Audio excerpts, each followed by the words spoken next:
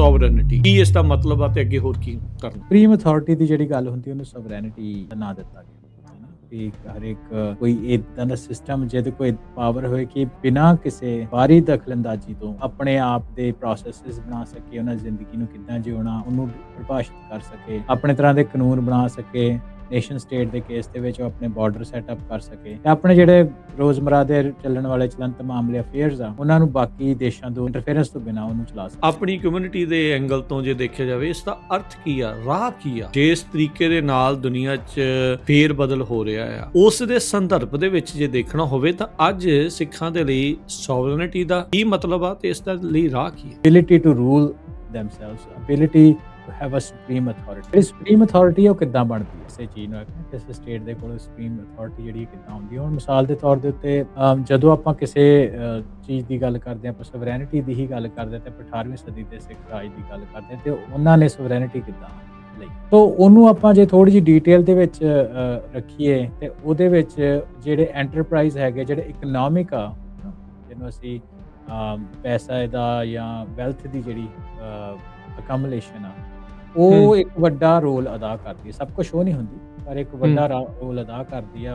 Wealth ਜਦੋਂ ਤੁਹਾਡੇ ਕੋਲ ਆਉਂਦੀ ਆ, ਮਾਲੀਆ ਤੁਹਾਡੇ ਕੋਲ ਆਉਂਦਾ ਤੇ ਉਹ ਤੁਹਾਡੇ ਜਿਹੜੇ ਸਾਧਨ ਕ੍ਰੀਏਟ ਕਰਦੇ ਰਿਸੋਰਸਿਸ, ਤਾਂ ਉਹ ਜਿਹੜੇ ਰਿਸੋਰਸਿਸ ਆ ਉਹ ਤੁਹਾਡੀ ਸੋਵਰੈਨਿਟੀ ਦੇ ਵਿੱਚ ਕਾਫੀ ਜ਼ਿਆਦਾ ਜਿਹੜੇ ਇਹ ਇੰਡੀਵਿਜੂਅਲ ਸੋਵਰੈਨਿਟੀ ਦੀ ਗੱਲ ਨਹੀਂ ਆਪਾਂ ਕਰ ਰਹੇ। ਇੰਡੀਵਿਜੂਅਲ ਸੋਵਰਨ ਬੰਦਾ ਤਾਂ ਕਿਤੇ ਵੀ ਹੋ ਸਕਦਾ, ਕੋਈ ਜੇਲ੍ਹ ਵਿੱਚ ਬੰਦਾ ਬੈਠਾ ਉਹ ਵੀ ਦਿਮਾਗੀ ਤੌਰ ਤੇ ਸੋਵਰਨ ਹੋ ਸਕਦਾ। ਆਪਾਂ ਪਬਲਿਕ ਸੋਵਰੈਨਿਟੀ ਦੀ ਗੱਲ ਕਰਦੇ ਹਾਂ, ਸਟੇਟ ਕਰਾਫਟ ਦੀ।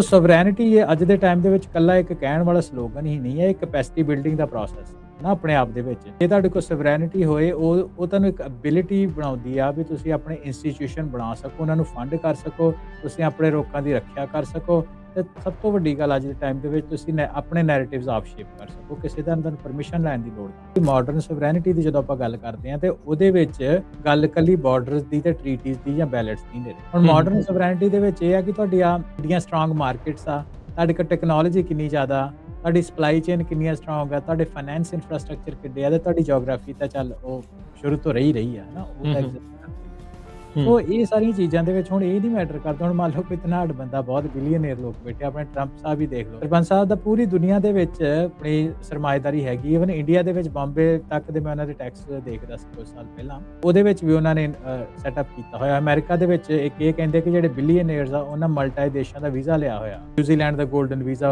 ਆਪਣੇ ਬਿਲੀਅਨੇਅਰਸ ਲਈ ਬੇ ਏਰੀਆ ਦੇ ਵਾਲੇ ਵਾਸਤੇ ਬਹੁਤ ਪਪੂਲਰ ਆ।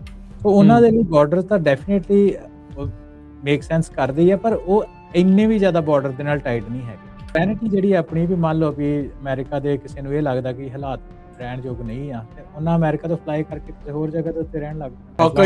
ਕਈ ਮੂਵ ਵੀ ਹੋਏ ਆ ਜੋ ਪੋਲੀਟੀਕਲ ਚੀਜ਼ਾਂ ਦੇ ਕਰਦੇ ਆ ਲੋਕ ਇਦਾਂ ਕਰਦੇ ਆ, ਹੈ ਨਾ। ਸੋ ਜੇ ਕਿਸੇ ਕੋਲ ਤੁਹਾਡੇ ਕੋਲ ਪੈਸਾ ਹੈਗਾ, ਤੁਸੀਂ ਆਪਣੇ ਆਪ ਨੂੰ ਡਿਵਰਸੀਫਾਈ ਕਰਦੇ ਹੋ। ਸੋ ਗੱਲ ਜਿਹੜੀ ਆ ਉੱਥੋਂ ਤੱਕ ਨਹੀਂ ਰਹੀ। ਜਿਹੜੀ ਹੁਣ ਮਾਡਰਨ ਸੋਵਰੈਨਿਟੀ ਆ ਉਹ ਫਿਰ ਮੈਂ ਉਹਨੂੰ ਰਿਪੀਟ ਕਰਦਾ ਕਿ ਉਹ market, technology, supply chain, finance ਤੇ ਜੀਓਗ੍ਰਾਫੀ, ਇਹ ਜਿਹੜੀਆਂ ਕੁਝ ਚੀਜ਼ਾਂ ਵਾ ਇਹਦੇ ਤੇ ਬਹੁਤ ਜ਼ਿਆਦਾ ਡਿਪੈਂਡ ਕਰਨ ਲੱਗ ਪਈਆਂ। ਤੇ ਡਾਇਸਪੋਰਾ ਦਾ ਕੀ ਰੋਲ ਆ? ਜਿੱਦਾਂ ਤੁਸੀਂ ਦੱਸਿਆ ਵੀ ਪੰਜਾਬ ਤੋਂ ਬਾਹਰ ਵਸਦੇ ਜਿਹੜੇ ਭਾਰਤ ਵਿੱਚ ਸੀ ਉਹਨਾਂ ਨੂੰ 84 ਦੇ ਵਿੱਚ ਜਿਹੜਾ ਸਾਹਮਣਾ ਕਰਨਾ ਪਿਆ ਦਰਿੰਦਗੀ ਦਾ, ਉੱਥੇ ਜਿਹੜਾ ਉਹਨਾਂ ਨੂੰ ਸਾਹਮਣਾ ਕਰਨਾ ਪਿਆ ਉਹ ਆਪਣੇ ਸਾਹਮਣੇ ਆ। ਤੇ ਹੁਣ ਤਾਂ ਸਿੱਖ ਸਾਰੀ ਦੁਨੀਆ ਦੇ ਵਿੱਚ ਮਹਾਰਾਜ ਦੀ ਮਿਹਰ ਨਾਲ ਵਸਦੇ ਆ। ਹੁਣ ਇੱਥੇ ਕੀ ਰੋਲ ਆ ਡਾਇਸਪੋਰਾ ਦਾ? ਉਹਨਾਂ ਨੂੰ ਕੀ ਸਮਝਣ ਦੀ ਲੋੜ ਆ, ਕੀ ਉਹਨਾਂ ਨੂੰ ਕਰਨਾ ਚਾਹੀਦਾ? ਹਾਂਜੀ, ਸੋ ਇਹ ਧਿਆਨ ਰੱਖਣ ਵਾਲੀ ਗੱਲ ਹੈ ਕਿ ਜੇ ਤੁਹਾਡੇ ਕੋਲ ਇਕਨੋਮਿਕ ਲੈਵਰੇਜ ਨਹੀਂ ਨਾ ਹੈਗੀ, ਜੇ ਮੰਨ ਲਓ ਕਿ ਤੁਸੀਂ ਤੁਸੀਂ ਪਾਵਰਟੀ ਦੇ ਵਿੱਚ ਰਹਿੰਦੇ ਹੋ, ਗਰੀਬੀ ਦੇ ਵਿੱਚ ਰਹਿੰਦੇ ਹੋ, ਤੇ ਇਹ ਦੁਨੀਆ ਦੀ ਸੱਚਾਈ ਹੈ, ਤੁਹਾਨੂੰ ਕੋਈ ਨਹੀਂ ਸੁਣਦਾ। ਜੇ ਤੁਹਾਡੇ ਕੋਲ ਇਕਨੋਮਿਕ ਲੈਵਰੇਜ ਨਹੀਂ ਨਾ ਰਾਜ ਕਰਨਾ ਹੈਗੀ, ਡਜ਼ਨਟ ਮੈਟਰ ਤੁਸੀਂ ਦੁਨੀਆ 'ਚ ਜਿੱਥੇ ਮਰਜ਼ੀ ਚਲੇ ਜਾਓ, ਤੁਸੀਂ ਹਮੇਸ਼ਾ ਟਾਰਗੇਟ ਹੀ ਬਣੋ, ਕਦੇ ਵੀ ਤੁਸੀਂ ਸਟੇਕ ਹੋਲਡ ਨਹੀਂ ਬਣੋ। ਜਿਊਜ਼ ਦਾ ਉਦਾਹਰਨ ਆ ਸਾਹਮਣੇ, ਅਗਲੇ ਕਹਿੰਦੇ ਵੀ ਦੁਨੀਆ ਨੂੰ ਕੰਟਰੋਲ ਕਰਦੇ ਆ ਕਿਉਂਕਿ ਪੈਸਾ ਹੈ ਉਹਨਾਂ ਕੋਲ। ਹਾਂਜੀ, ਸਾਰੇ ਇਕਨੋਮੀ ਕੰਟਰੋਲ ਆ, ਨੈਰੇਟਿਵ ਦੀ ਆਪਾਂ ਗੱਲ ਕੀਤੀ, ਸਾਰੀਆਂ ਚੀਜ਼ਾਂ ਦੇ ਉੱਤੇ ਕੰਟਰੋਲ ਆ, ਬੈਂਕਸ ਦੇ ਉੱਤੇ ਕੰਟਰੋਲ ਆ।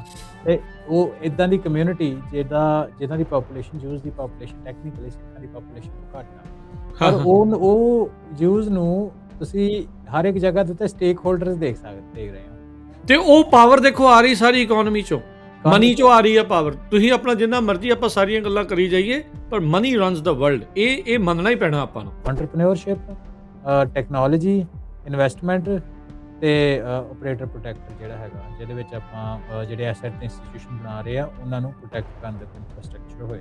ਸੋ ਇਹ ਸਾਡੇ ਲਈ ਐਜ਼ ਅ ਡਾਇਸਪੋਰਾ ਇੱਕ ਵੱਡਾ ਚੈਲੰਜ ਆ। ਜੇ ਆਪਾਂ ਕੁਛ ਇਹਨਾਂ ਨੂੰ ਬਣਾ ਸਕਾਂਗੇ ਤਾਂ ਹੀ ਆਪਾਂ ਜਿਹੜੀ ਸਵਰੈਂਟੀ ਦੀ ਗੱਲ ਕਰਦੇ ਹਾਂ ਉਹਦੇ ਵੱਲ ਥੋੜਾ ਵੱਧ ਸਕਾਂਗੇ।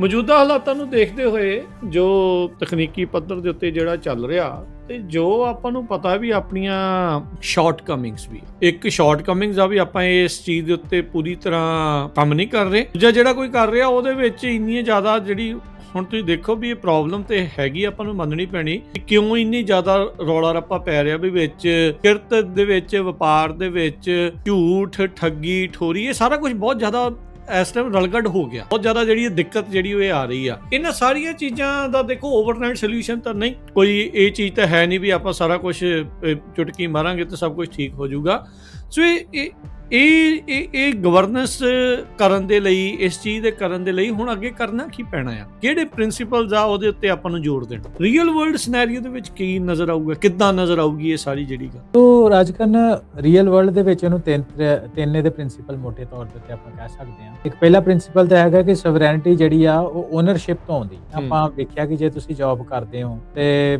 ਜੌਬ ਦੇ ਉੱਤੇ ਤੁਸੀਂ ਤੁਹਾਡਾ ਟਾਈਮ ਵੀ ਉਹਨਾਂ ਕੀ ਆ ਜਿੰਨਾ ਕਿ ਤੁਸੀਂ ਤੁਹਾਡੇ ਜਿਹੜੇ ਤੁਸੀਂ ਡਿਪੈਂਡੈਂਟ ਹੋ ਕਿਸੇ ਤੇ ਨੰਬਰ 2 ਦੇ ਉੱਤੇ ਆ ਕਿ ਕੈਪੀਟਲ ਜਿਹੜੀ ਹੁੰਦੀ ਆ ਪੂੰਜੀ ਉਹ ਜਨਰੇਟਿਵ ਹੁੰਦੀ ਆ। ਇਹ ਜਨਰੇਟਿਵ ਤੋਂ ਕਹਿਣ ਦਾ ਭਾਵ ਹੈ ਵੀ ਕੈਪੀਟਲ ਤੋਂ ਕੈਪੀਟਲ ਅੱਗੇ ਬਣੇ ਜਾਂ ਬਣਾਏ ਜਾਂ ਉਸ ਤਰੀਕੇ ਨਾਲ ਵਧਣਾ ਚਾਹੀਦਾ ਜਿਹਦੇ ਨਾਲ ਕੈਪੀਟਲ ਤੋਂ ਕੈਪੀਟਲ ਇਹ ਨਹੀਂ ਵੀ ਤੁਸੀਂ ਪੁਰਾਣੇ ਟਾਈਮ ਦੇ ਵਿੱਚ ਨਾ ਲੋਕੀ ਸੋਨਾ ਸਾਂਭ ਲੈਂਦੇ ਤੇ ਸੋਨੇ ਨੂੰ ਸਾਂਭੀ ਰੱਖਦੇ। ਸੋ ਕਹਿੰਦਾ ਮਤਲਬ ਵੀ ਜੇ ਤੁਹਾਡੇ ਕੋਲ ਪੂੰਜੀ ਆ ਉਹ ਇਸ ਤਰੀਕੇ ਦਾ ਇਨਫਰਾਸਟ੍ਰਕਚਰ ਹੋਣਾ ਚਾਹੀਦਾ ਕਿ ਉਹ ਵਧੇ ਪੂੰਜੀ ਤੋਂ ਪੂੰਜੀ ਵਧੇ। ਤੀਸਰੀ ਚੀਜ਼ ਹੈਗੀ ਹੈ ਕਿ ਲੌਂਗ ਟਰਮ ਓਰੀਐਂਟੇਸ਼ਨ ਲੰਮੇ ਸਮੇਂ ਦਾ ਪਲਾਨ। ਸੋ ਇਹ ਆ ਕਿ ਸ਼ਾਰਟ ਟਰਮ ਤੇ ਜਿਹੜੇ ਗੇਨਸ ਆ ਉਹਨਾਂ ਨੂੰ ਦੀ ਬਜਾਏ ਆਪਾਂ ਲੌਂਗ ਟਰਮ ਡਿਊਰੇਬਲ ਬਿਲਡੇਬਲ ਐਂਟਰਪ੍ਰਾਈਜ਼ ਜਿਹੜੇ ਬਣਾਏ ਜਾਣ। Punjabi radio USA Punjabi TV USA ਦੇ ਉੱਤੇ ਆਪ ਸਭ ਦਾ ਸਵਾਗਤ ਹੈ। ਮੈਂ ਰਾਜਕਨਵੀਰ ਸਿੰਘ ਜੁੜ ਚੁੱਕੇ ਨੇ ਮੇਰੇ ਨਾਲ ਇਸ ਮੌਕੇ ਹਰਵਿੰਦਰ ਸਿੰਘ ਕੰਗ। ਹਰਵਿੰਦਰ ਜੀ ਆਇਆਂ ਨੂੰ ਸਵਾਗਤ ਹੈ। ਸਤਿ ਸ੍ਰੀ ਅਕਾਲ ਪ੍ਰੋਗਰਾਮ ਪੰਜਾਬੀ ਟੈਕ ਟਾਕ ਦੇ ਵਿੱਚ। ਸਤਿ ਸ਼੍ਰੀ ਅਕਾਲ ਰਾਜਕਨਵੀਰ ਸਿੰਘ ਤੇ ਪੰਜਾਬੀ ਰੇਡੀਓ USA ਸੁਣਨ ਵਾਲੇ ਪੰਜਾਬੀ ਟੀਵੀ ਵੇਖ ਰਹੇ ਸਾਡੇ ਸਾਰੇ ਮਾਣਕ ਸਰੋਤੇ ਤੇ ਵਿਊਅਰਸ ਦਾ ਫੇਰ ਤੋਂ ਨਿੱਘਾ ਜੀ ਆਇਆ ਆਖਦੇ ਹਾਂ ਪ੍ਰੋਗਰਾਮ ਪੰਜਾਬੀ ਟੈਕ ਟਾਕ ਦੇ ਵਿੱਚ ਜਿਹਦੇ ਵਿੱਚ ਅਸੀਂ ਟੈਕਨੋਲੋਜੀ ਦੀ ਗੱਲਾਂ ਬਾਤਾਂ ਕਰਦੇ ਹਾਂ ਕਿੱਦਾਂ ਟੈਕਨੋਲੋਜੀ ਦੁਨੀਆ ਨੂੰ ਬਦਲ ਰਹੀ ਆ ਤੇ ਕਿੱਦਾਂ ਆਪਾਂ ਇਸ ਬਦਲ ਰਹੀ ਦੁਨੀਆ ਦੇ ਵਿੱਚ ਟੈਕਨੋਲੋਜੀ ਦੀ ਇਨਫੋਰਮੇਸ਼ਨ ਲੈ ਕੇ ਜਾਣਕਾਰੀ ਲੈ ਕੇ ਲਾਹਾ ਲੈ ਸਕਦੇ ਹਾਂ ਤੇ ਆਪਣੀ ਪਰਸਨਲ ਜ਼ਿੰਦਗੀ ਦੇ ਵਿੱਚ ਆਪਣੇ ਬਿਜ਼ਨਸ ਦੇ ਵਿੱਚ AI ਜਾਂ ਹੋਰ ਟੈਕਨੋਲੋਜੀਜ਼ ਨੂੰ ਵਰਤ ਕੇ ਆਪਾਂ ਇਸ ਸਮੇਂ ਦੇ ਇਕੱਲੇ ਹਾਣੀ ਬਣਨ ਦੀ ਗੱਲ ਨਹੀਂ ਕਰਨਾ ਸਰਵਾਈਵ ਦੀ ਗੱਲ ਨਹੀਂ ਕਰਨੀ ਅਸੀਂ ਥਰਾਈਵ ਹੋਣਾ ਆਉਣ ਵਾਲੇ ਟਾਈਮ ਦੇ ਵਿੱਚ ਉਹ ਸਾਰੀਆਂ ਗੱਲਾਂ ਬਾਤਾਂ ਅਸੀਂ ਇਸ ਪੰਜਾਬੀ ਟੈਕ ਟਾਕ ਸ਼ੋਅ ਦੇ ਵਿੱਚ ਕਰਦੇ ਹਾਂ। ਸੋ ਬਹੁਤ ਧੰਨਵਾਦ ਮਿਹਰਬਾਨੀ ਰਾਜਕਨ। ਕੁਝ ਸਮਾਂ ਪਹਿਲਾਂ ਆਪਾਂ ਗੱਲਬਾਤ ਹਰਵਿੰਦਰ ਕੀਤੀ ਸੀਗੀ ਸੋਵਰਨਿਟੀ ਨੂੰ ਲੈ ਕੇ ਪ੍ਰਭੂ ਸੱਤਾ ਨੂੰ ਜਿਹੜਾ ਉਹ ਲੈ ਕੇ ਅੱਜ ਦੀ ਟੈਕਨੋਲੋਜੀ ਦੀ ਦੁਨੀਆ 'ਚ ਤਕਨੀਕ ਦੀ ਦੁਨੀਆ ਦੇ ਵਿੱਚ ਜਿੱਥੇ ਬਨਾਵਟੀ ਬੁੱਧੀ ਤੇਜ਼ੀ ਦੇ ਨਾਲ ਵੱਧ ਰਹੀ ਆ ਉਹ ਤੁਹਾਡੀ ਜਿਹੜੀ ਵਿਵੇਕ ਬੁੱਧੀ ਆ ਉਸ ਦੇ ਉੱਤੇ ਅਸਰ ਜਿਹੜੀ ਉਹ ਪਾ ਰਹੀ ਆ ਉਸ ਦਰਮਿਆਨ ਆਪਣੇ ਬ੍ਰੇਨ ਦੀ ਆਪਣੇ ਵਿਵੇਕ ਦੀ ਆਪਣੀ ਜਿਹੜੀ ਬੁੱਧੀ ਦੀ ਇੰਟੈਲੀਜੈਂਸ ਦੀ ਸੋਵਰਨਿਟੀ ਬਰਕਰਾਰ ਜਿਹੜੀ ਉਹ ਰੱਖਣੀ ਉਹ ਵੀ ਜ਼ਰੂਰੀ ਆ ਤੇ ਕਮਿਊਨਿਟੀਆਂ ਨੂੰ ਭਾਈਚਾਰਿਆਂ ਨੂੰ ਵੀ ਆਪਣੀ ਜਿਹੜੀ ਸੋਵਰਨਿਟੀ ਆ ਪ੍ਰਭੂ ਸੱਤਾ ਆ ਉਸ ਦਾ ਜਿਹੜਾ ਉਹ ਧਿਆਨ ਰੱਖਣਾ ਪੈਣਾ ਹੈ।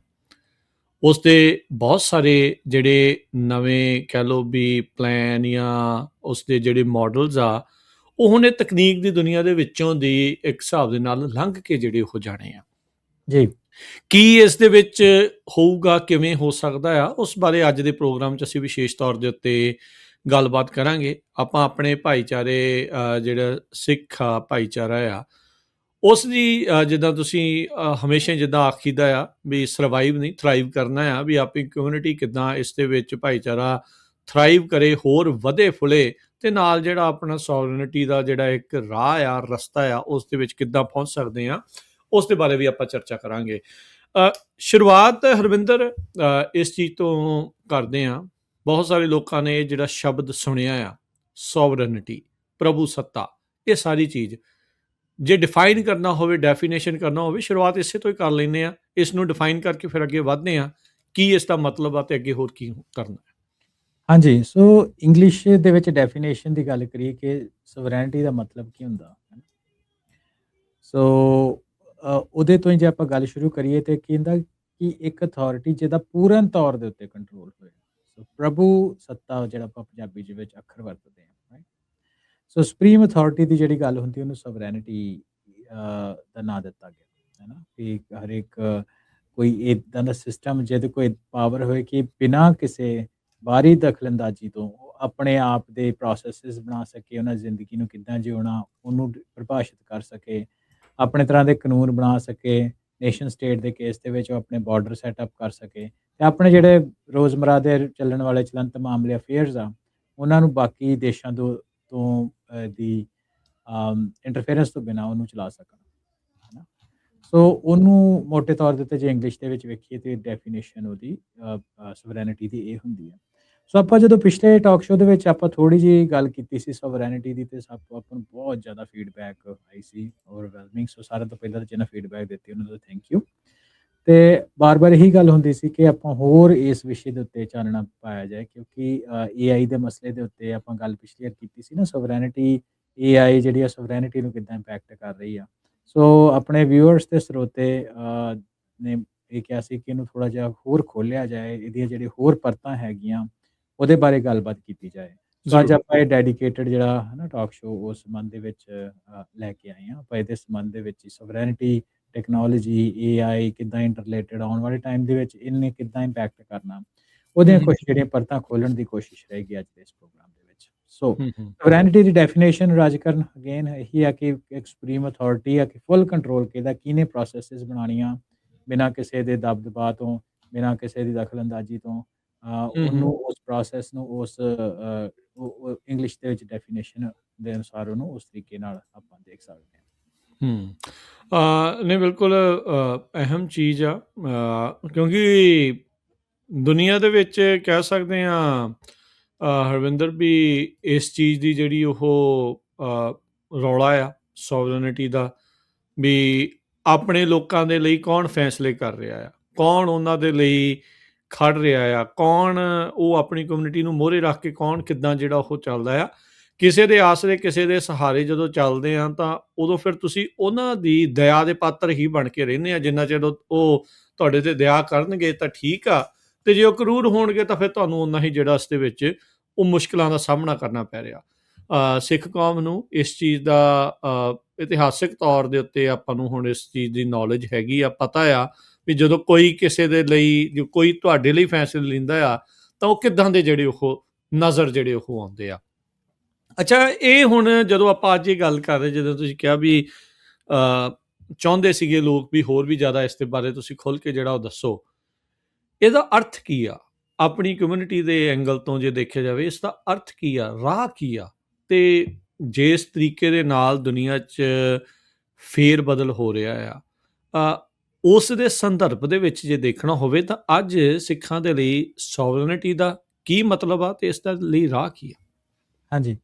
ਸੋ ਮੈਨੂੰ ਲੱਗਦਾ ਕਿ ਆਪਾਂ ਜਦੋਂ ਆਪਣੀ ਕਮਿਊਨਿਟੀ ਦੇ ਵਿੱਚ ਗੱਲ ਕਰਦੇ ਹਾਂ, ਆਪਾਂ ਨੂੰ ਬਹੁਤ ਉਹਦੀ ਡਿਟੇਲ ਦੇ ਵਿੱਚ ਨਹੀਂ ਜਾਣਾ, ਕਿਉਂਕਿ ਬੱਚੇ ਨੂੰ ਸਿੱਖਾਂ ਦੇ ਵਿੱਚ ਜਿਹੜਾ ਵੀ ਸਿੱਖ ਇਤਿਹਾਸ ਨਾਲ, ਸਿੱਖ ਫਲਸਫੇ ਦੇ ਨਾਲ ਜਾਣਕਾਰੀ ਰੱਖਦਾ ਅਤੇ ਉਹਨੂੰ ਸੋਵਰੈਨਿਟੀ ਕੀ ਆ ਅਤੇ ਉਹਦੀ ਡੈਫੀਨੇਸ਼ਨ ਕੀ ਆ ਸਿੱਖਾਂ ਦੇ ਸੰਦਰਭ ਦੇ ਵਿੱਚ, ਉਹਨੂੰ ਕੋਈ ਇਸ ਤਰੀਕੇ ਆਪਾਂ ਕੁਛ ਅੱਖਰਾਂ ਦੇ ਵਿੱਚ ਪਾ ਦਈਏ, ਕੁਛ ਡਿਫਾਈਨ ਕਰ ਦਈਏ, ਮੈਨੂੰ ਲੱਗਦਾ ਉਹ ਬਾਹਲੀ ਕੋਈ ਹੈ ਨਾ ਇੱਦਾਂ ਗੱਲ ਨਹੀਂ ਹੁੰਦੀ। ਹਰ ਇੱਕ ਦੀ ਆਪੋ ਆਪਣੀ ਆ, ਪਰ ਕਹਿਣ ਦਾ ਭਾਵ ਇਹ ਆ ਕਿ ਸਿੱਖਾਂ ਦੇ ਵਿੱਚ ਸੋਵਰੈਨਿਟੀ ਜਿਹੜੀ ਆ ਸਾਨੂੰ ਗੁਰੂ ਮਹਾਰਾਜ ਤੋਂ ਹੀ ਮਿਲੀ ਹੈ। ਗੁਰੂ ਨਾਨਕ ਦੇਵ ਜੀ ਤੋਂ ਦੇ ਸਮੇਂ ਤੋਂ ਹੀ ਸੋਵਰੈਨਿਟੀ ਜਿਹੜੀ ਹੈ ਸਿੱਖਾਂ ਨੂੰ ਬਖਸ਼ੀ ਗਈ ਆ। ਇਹਦੇ ਬਾਰੇ ਬਹੁਤ ਜ਼ਿਆਦਾ ਰਿਸਰਚ ਜਿਹੜੀਆਂ ਉਹ ਆਈਆਂ। ਆਪਾਂ ਪਿਛਲੇ ਵੀ ਆਪਣੇ ਟਾਕ ਸ਼ੋਅ ਵਿੱਚ ਗੱਲ ਕੀਤਾ ਸੀ, ਸ੍ਰੀ ਗੁਰੂ ਪੰਥ ਪ੍ਰਕਾਸ਼ ਸ਼ੋਅ ਕੁਛ ਰੈਫਰੈਂਸਿਸ ਲਈਆਂ ਸੀ, ਉਹਨਾਂ ਦੀ ਕੈਪਟਨ ਮਰੀ ਦੇ ਨਾਲ ਜਿਹੜੀ ਕਨਵਰਸੇਸ਼ਨ ਸੀ ਕਿ ਸਿੰਘਨ ਪਾਤਸ਼ਾਹੀ ਸਾਹਿਬ ਸੱਚੇ ਦੀ ਹੈ ਨਾ, ਕਿ ਜਿਹੜਾ ਗੁਰੂ ਨਾਨਕ ਸਾਹਿਬ ਆ ਉਹਨਾਂ ਨੇ ਸਿੱਖਾਂ ਨੂੰ ਸੋਵਰੈਨਿਟੀ ਦੇ ਦਿੱਤੀ, ਰਾਈਟ। ਉਸ ਤੋਂ ਬਾਅਦ ਇੱਕ ਪੂਰਾ ਪ੍ਰੋਸੈਸ ਚੱਲਿਆ, ਅਕਾਲ ਤਖਤ ਸਾਹਿਬ ਬਣਿਆ, ਹਰਗੋਬਿੰਦ ਸਾਹਿਬ ਦਾ ਟਾਈਮ ਆਇਆ, ਫਿਰ ਖਾਲਸੇ ਦੀ ਸਿਰਜਣਾ ਹੁੰਦੀ ਆ, ਹੈ ਨਾ। ਉਸ ਤੋਂ ਬਾਅਦ 2 ਵਾਰ ਖਾਲਸੇ ਦਾ ਰਾਜ ਆਉਂਦਾ, ਬਾਬਾ ਬੰਦਾ ਸਿੰਘ ਬਹਾਦਰ, ਮਹਾਰਾਜਾ ਰਣਜੀਤ ਸਿੰਘ ਦੇ ਟਾਈਮ ਦੇ ਉੱਤੇ, ਅਤੇ ਉਹ ਤੋਂ ਲੈ ਕੇ ਇੱਕ ਧਾਰਮਿਕ ਜਿਹੜੇ ਪੂਰਾ ਪ੍ਰੋਸੈਸ ਆ ਉਹਦੇ ਵਿੱਚ ਸੋਵਰੈਨਿਟੀ ਦੀ ਗੱਲ ਹੁੰਦੀ ਆ, ਪਰ ਸਿੱਖ ਫੋਕ ਕਨਵਰਸੇਸ਼ਨ ਵਿੱਚ ਵੀ ਸੋਵਰੈਨਿਟੀ ਦੀ ਵੱਡੀ ਗੱਲ ਆ। ਸਮੇਂ ਅਸੀਂ ਗੱਲ ਕਰਦੇ ਹਾਂ, ਈਵਨ ਅੱਜ ਦੇ ਟਾਈਮ ਦੇ ਜਿਹੜੇ ਆਪਣੇ ਸਿੱਖਾਂ ਦੇ ਪੰਜਾਬੀ ਡਿਆਸਪਰਾ ਦੇ ਵਿੱਚ ਪੌਪ ਸਿੰਗਰ, ਉਹਨਾਂ ਦੇ ਵਿੱਚ ਵੀ ਸੋਵਰੈਨਿਟੀ ਦਾ ਜਿਹੜਾ ਵਰਡ ਆ ਉਹ ਕਾਫੀ ਪਾਪੂਲਰ ਹੈ। ਸੋ ਕਹਿਣ ਦਾ ਭਾਵ ਇਹ ਆ ਕਿ ਸੋਵਰੈਨਿਟੀ ਕੀ ਆ ਸਿੱਖਾਂ ਨੂੰ ਦੱਸਣ ਦੀ ਲੋੜ ਨਹੀਂ ਆ। ਸੋ ਉਹ ਤਾਂ ਹੈ ਨਾ, ਕਈ ਚੀਜ਼ਾਂ ਖੂਨ ਵਿੱਚ ਹੀ ਹੁੰਦੀਆਂ ਸਿੱਖਾਂ ਦੇ, ਤਾਂ ਖੂਨ ਵਿੱਚ ਹੀ ਤੁਸੀਂ ਕਹਿ ਲਓ। ਪਰ ਆਪਾਂ ਗੱਲ ਕਰਦੇ ਹਾਂ ਵੀ ਸੋਵਰੈਨਿਟੀ ਜਿਹੜੀ ਆ ਇਹ ਬਣਦੀ ਕਿੱਦਾਂ ਅਤੇ ਬਰਕਰਾਰ ਕਿੱਦਾਂ ਰਹਿੰਦੀ, ਜਿਹੜਾ ਤੁਸੀਂ ਦੂਜਾ ਸਵਾਲ ਪੁੱਛਿਆ ਸੀ, ਹੈ ਨਾ। ਹੂੰ, ਹੂੰ, ਸੋ ਰਾਜ ਕਰਨ ਉਹਦੇ ਵਿੱਚ ਦੇਖੋ ਸਭ ਤੋਂ ਵੱਡੀ ਜਿਹੜੀ ਚੀਜ਼ ਹੈ ਨਾ ਹੁੰਦੀ ਆ ਜਿਹੜੀ ਆਪਾਂ ਹੁਣ ਇੰਗਲਿਸ਼ ਅਕੋਰਡਿੰਗ ਡੈਫੀਨੇਸ਼ਨ ਦੀ ਗੱਲ ਕੀਤੀ ਕਿ ability to rule themselves, ability to have a supreme authority. ਹੂੰ, ਹੂੰ, ਹੂੰ, ਜਿਹੜੀ ਸੁਪਰੀਮ ਅਥਾਰਟੀ ਆ ਉਹ ਕਿੱਦਾਂ ਬਣਦੀ ਆ ਕਿਸੇ ਚੀਜ਼ ਨੂੰ, ਹੈ ਕਿਸੇ ਸਟੇਟ ਦੇ ਕੋਲ ਸੁਪਰੀਮ ਅਥਾਰਟੀ ਜਿਹੜੀ ਕਿੱਦਾਂ ਹੁੰਦੀ ਆ। ਹੁਣ ਮਿਸਾਲ ਦੇ ਤੌਰ ਦੇ ਉੱਤੇ ਜਦੋਂ ਆਪਾਂ ਕਿਸੇ ਚੀਜ਼ ਦੀ ਗੱਲ ਕਰਦੇ ਹਾਂ, ਆਪਾਂ ਸਵਰੈਨਿਟੀ ਦੀ ਹੀ ਗੱਲ ਕਰਦੇ ਹਾਂ, ਤੇ ਆਪਾਂ 18ਵੀਂ ਸਦੀ ਦੇ ਸਿੱਖ ਰਾਜ ਦੀ ਗੱਲ ਕਰਦੇ ਹਾਂ, ਤੇ ਉਹਨਾਂ ਨੇ ਸਵਰੈਨਿਟੀ ਕਿੱਦਾਂ ਲਈ, ਹੂੰ, ਉਹਦੇ ਹੂੰ, ਹੂੰ, ਉੱਤੇ ਪੂਰਾ ਡੈਡੀਕੇਟਿਡ ਆਪਾਂ ਦੇ ਕੋਲ ਗ੍ਰੰਥ ਆ ਸ੍ਰੀ ਗੁਰੂ ਪੰਥ ਪ੍ਰਕਾਸ਼। ਉਹ ਇਸੇ ਚੀਜ਼ ਨੂੰ ਹੀ ਐਡਰੈਸ ਕਰਦਾ, ਸਿੰਘਨ ਪਾਇਓ ਰਾਜ ਕਿਵੇਂ, ਉਹਦੀ ਟੈਗ ਲਾਈਨ ਆ ਪਹਿਲੀ, ਹੂੰ, ਇਹ ਸਿੱਖਾਂ ਨੂੰ ਰਾਜ ਕਿਵੇਂ ਮਿਲੇ।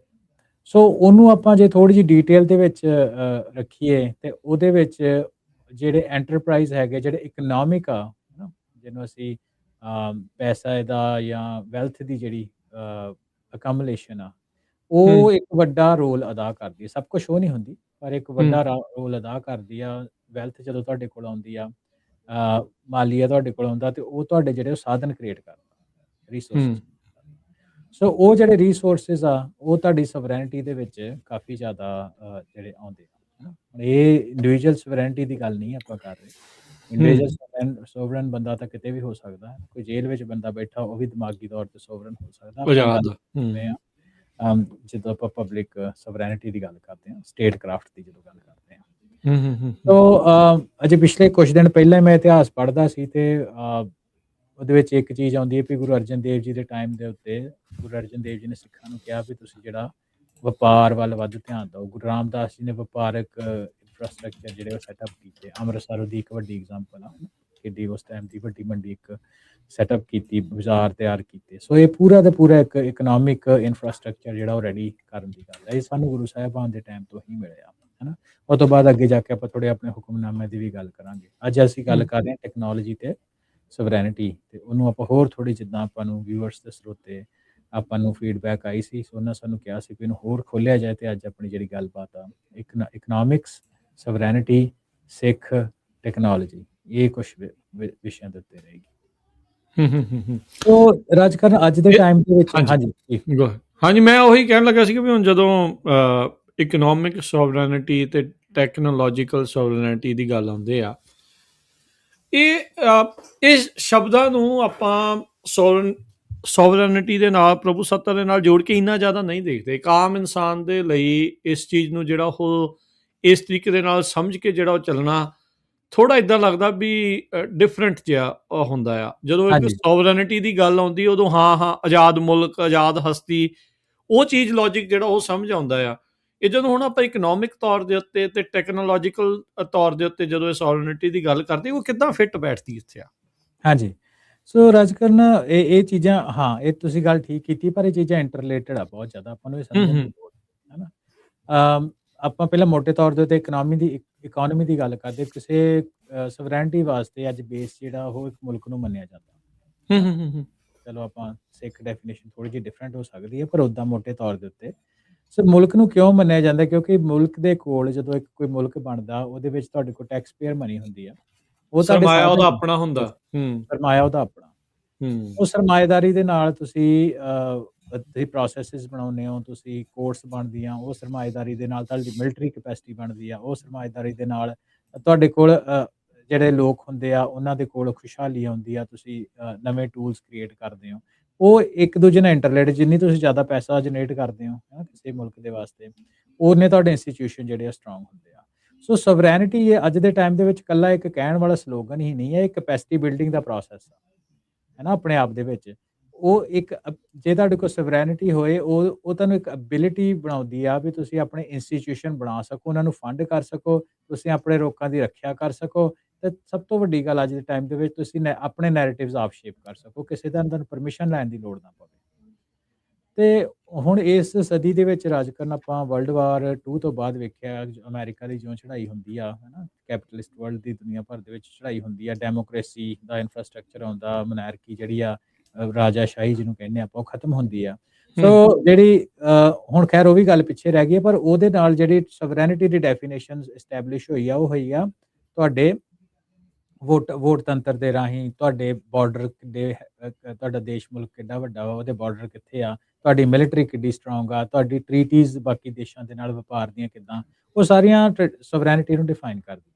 ਤੇ ਆਪਾਂ ਆਪਣੇ ਪਿਛਲੇ ਟਾਕ ਸ਼ੋਅ ਵਿੱਚ ਵੀ ਗੱਲਬਾਤ ਕੀਤੀ ਸੀ ਕਿ ਮਾਡਰਨ ਸੋਵਰੈਨਿਟੀ ਦੀ ਜਦੋਂ ਆਪਾਂ ਗੱਲ ਕਰਦੇ ਹਾਂ ਤੇ ਉਹਦੇ ਵਿੱਚ ਗੱਲ ਇਕੱਲੀ ਬਾਰਡਰਸ ਦੀ ਤੇ ਟ੍ਰੀਟੀਜ਼ ਦੀ ਜਾਂ ਬੈਲਟਸ ਦੀ ਨਹੀਂ ਰਹੀ।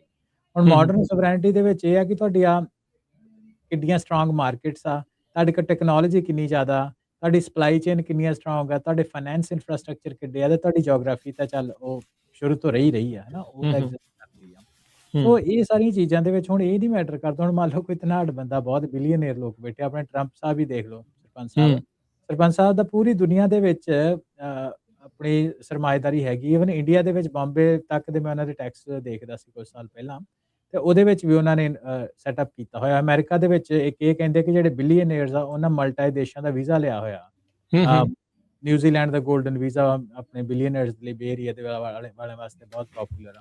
ਸੋ ਉਹਨਾਂ ਦੇ ਲਈ ਬਾਰਡਰ ਤਾਂ ਡੈਫੀਨਿਟਲੀ ਮੇਕ ਸੈਂਸ ਕਰਦੇ ਹੀ ਆ, ਪਰ ਉਹ ਇੰਨੇ ਵੀ ਜ਼ਿਆਦਾ ਬਾਰਡਰ ਦੇ ਨਾਲ ਟਾਈਟ ਨਹੀਂ ਹੈਗੇ। ਸੋਵਰੈਨਿਟੀ ਜਿਹੜੀ ਆਪਣੀ ਵੀ ਮੰਨ ਲਓ ਵੀ ਅਮਰੀਕਾ ਦੇ ਕਿਸੇ ਨੂੰ ਇਹ ਲੱਗਦਾ ਕਿ ਹਾਲਾਤ ਰਹਿਣ ਯੋਗ ਨਹੀਂ ਆ, ਤੇ ਉਹਨਾਂ ਅਮਰੀਕਾ ਤੋਂ ਫਲਾਈ ਕਰਕੇ ਕਿਸੇ ਹੋਰ ਜਗ੍ਹਾ ਦੇ ਉੱਤੇ ਰਹਿਣ ਲੱਗ ਪੈਣਾ। ਕਈ ਮੂਵ ਵੀ ਹੋਏ ਆ ਜੋ ਪੋਲੀਟੀਕਲ ਚੀਜ਼ਾਂ ਦੇ ਕਰਦੇ ਆ ਲੋਕ ਇਦਾਂ ਕਰਦੇ ਆ, ਹੈ ਨਾ। ਸੋ ਜੇ ਕਿਸੇ ਕੋਲ ਤੁਹਾਡੇ ਕੋਲ ਪੈਸਾ ਹੈਗਾ, ਤੁਸੀਂ ਆਪਣੇ ਆਪ ਨੂੰ ਡਿਵਰਸੀਫਾਈ ਕਰਦੇ ਹੋ। ਸੋ ਗੱਲ ਜਿਹੜੀ ਆ ਉੱਥੋਂ ਤੱਕ ਨਹੀਂ ਰਹੀ। ਜਿਹੜੀ ਹੁਣ ਮਾਡਰਨ ਸੋਵਰੈਨਿਟੀ ਆ, ਉਹ ਫਿਰ ਮੈਂ ਉਹਨੂੰ ਰਿਪੀਟ ਕਰਦਾ ਕਿ ਉਹ market, technology, supply chain, finance ਤੇ ਜੀਓਗ੍ਰਾਫੀ, ਇਹ ਜਿਹੜੀਆਂ ਕੁਝ ਚੀਜ਼ਾਂ ਵਾ ਇਹਦੇ ਤੇ ਬਹੁਤ ਜ਼ਿਆਦਾ ਡਿਪੈਂਡ ਕਰਨ ਲੱਗ ਪਈ। ਹੁਣ ਸਪਲਾਈ ਚੇਨ ਦੇ ਕਰਕੇ ਨਾ ਚਾਈਨਾ ਨੇ ਪੂਰੀ ਦੁਨੀਆ ਉੱਪਰ ਆਪਣੀ ਜੜ੍ਹਾਂ ਲਾਈਆਂ ਹੋਈਆਂ। ਅਮਰੀਕਾ ਚਾਹ ਕੇ ਵੀ ਸਿੱਧਾ ਤੌਰ ਦੇ ਉੱਤੇ ਚਾਈਨਾ ਦੇ ਉੱਤੇ ਹਮਲਾ ਜਾਂ ਯੂਰਪ ਨਹੀਂ ਕਰ ਸਕਦਾ, ਜਾਂ ਉਹਨੂੰ ਇਸ ਤਰ੍ਹਾਂ ਥੱਲੇ ਨੂੰ ਨਹੀਂ ਧੱਕ ਸਕਦਾ, ਕਿਉਂਕਿ ਉਹਦੇ ਨਾਲ ਜਿਹੜੀ ਸਪਲਾਈ ਚੇਨ ਆ ਉਹ ਸਾਰੀ ਦੀ ਸਾਰੀ ਟੁੱਟਦੀ ਹੈ ਚਾਹੁੰਦੇ ਹੋਏ। ਸੋ ਇਹ ਵੀ ਇੱਕ ਤਰੀਕਾ ਹੈਗਾ, ਚਾਈਨਾ ਨੇ ਆਪਣੀ ਸੋਵਰੈਨਿਟੀ ਪੂਰੀ ਦੁਨੀਆ ਦੇ ਉੱਤੇ ਕਾਇਮ ਰੱਖੀ ਹੋਈ ਹੈ। ਸੋ ਬਿਲਕੁਲ ਜਿੱਦਾਂ ਤੁਸੀਂ ਕਿਹਾ ਵੀ ਨਾ, ਇਹ ਹੁਣ ਜਿਹੜੀ ਨਵੇਂ ਤਰੀਕੇ ਦੀ ਜਿਹੜੀ ਸੋਵਰੈਨਿਟੀ ਆ, ਉਹ ਮਾਡਰਨ ਜਿਹਨੂੰ ਤੁਸੀਂ ਕਹਿ ਲਓ ਵੀ, ਉਹਦੇ ਵਿੱਚ ਫਰਕ ਬਹੁਤ ਆ।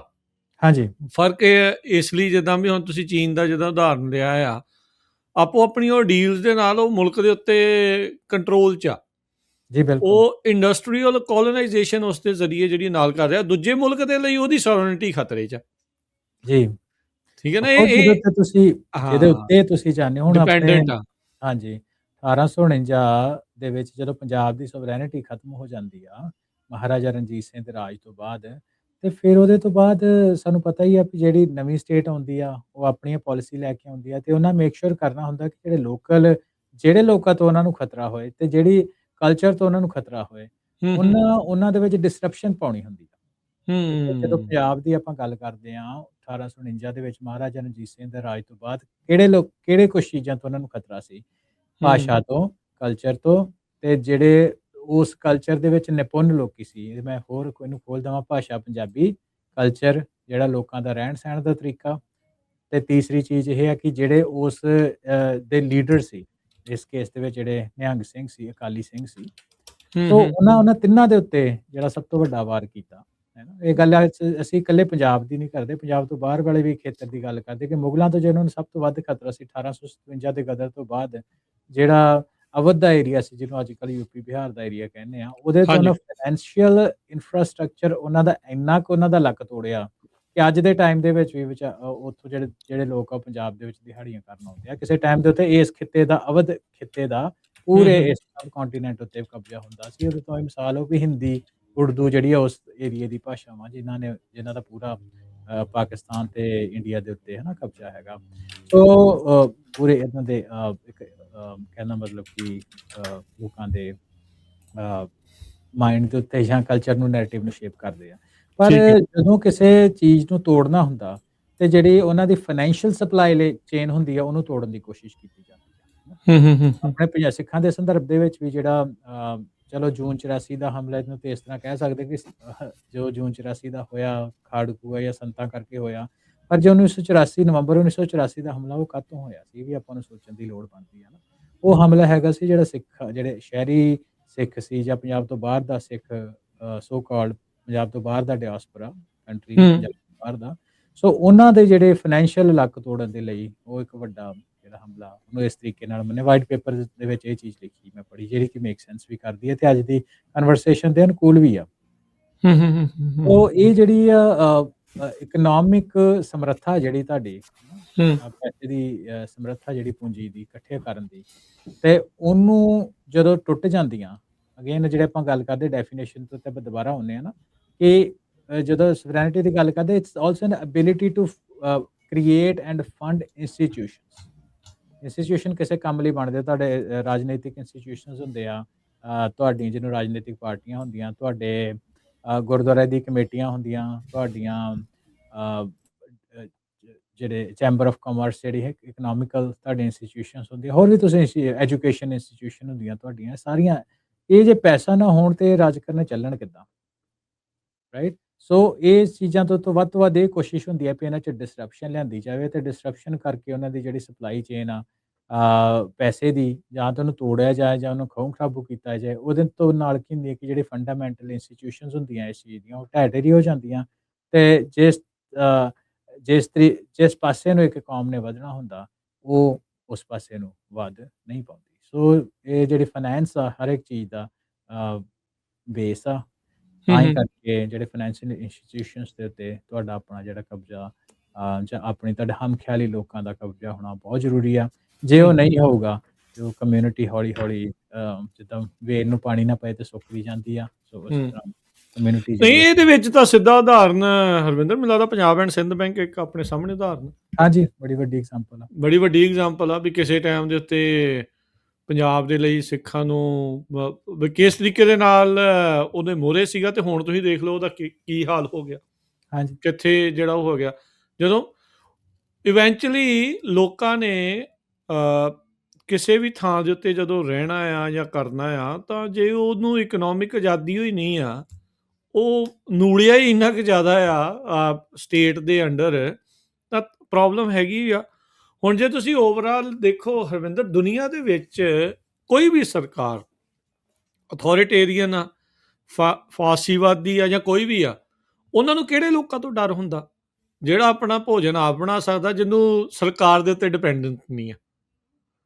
ਪਿੰਡਾਂ ਤੋਂ ਕਿਉਂ ਚੱਲਦੇ ਆ ਵੀ ਜੇ ਮੰਨ ਲਓ ਜਿਹੜਾ ਸ਼ਹਿਰੀ ਤਬਕਾ ਆ ਉਹਨੂੰ ਕੰਟਰੋਲ ਵੀ ਕਰ ਲੈਣਾ, ਜਿੱਦਾਂ ਤੁਸੀਂ ਕਿਹਾ ਵੀ ਵਾਈਟ ਪੇਪਰ ਦਾ ਜ਼ਿਕਰ ਕੀਤਾ ਵੀ ਉਹ ਇੱਕ ਜਿਹੜਾ ਉਹ ਸੀਗਾ ਵੀ ਉਹਨਾਂ ਨੂੰ ਕੰਟਰੋਲ ਕਰਨਾ ਸੌਖਾ, ਪਾਣੀ ਵੀ ਉਹਨਾਂ ਦਾ, ਹਵਾ ਵੀ ਉਹਨਾਂ ਦੀ, ਰਾਸ਼ਨ ਪਾਣੀ ਵੀ ਉਹਨਾਂ ਦਾ, ਉਹ ਆਪ ਕੁਝ ਕਰ ਨਹੀਂ ਸਕਦੇ। ਤੇ ਹੁਣ ਜਦੋਂ ਪਿੰਡਾਂ ਤੋਂ ਇਸੇ ਲਈ ਡਰ ਲੱਗਦਾ ਵੀ ਪਿੰਡ ਆਪਣੇ ਆਪ ਦੇ ਵਿੱਚ ਇੱਕ ਸੋਵਰਨਿਟੀ ਦਾ ਇੱਕ ਦ੍ਰਿਸ਼ ਆ ਵੀ ਉਹ ਕਿਸ ਤਰੀਕੇ ਦੇ ਨਾਲ ਜਿਹੜਾ ਉਹ ਰਹਿ ਸਕਦੇ ਆ।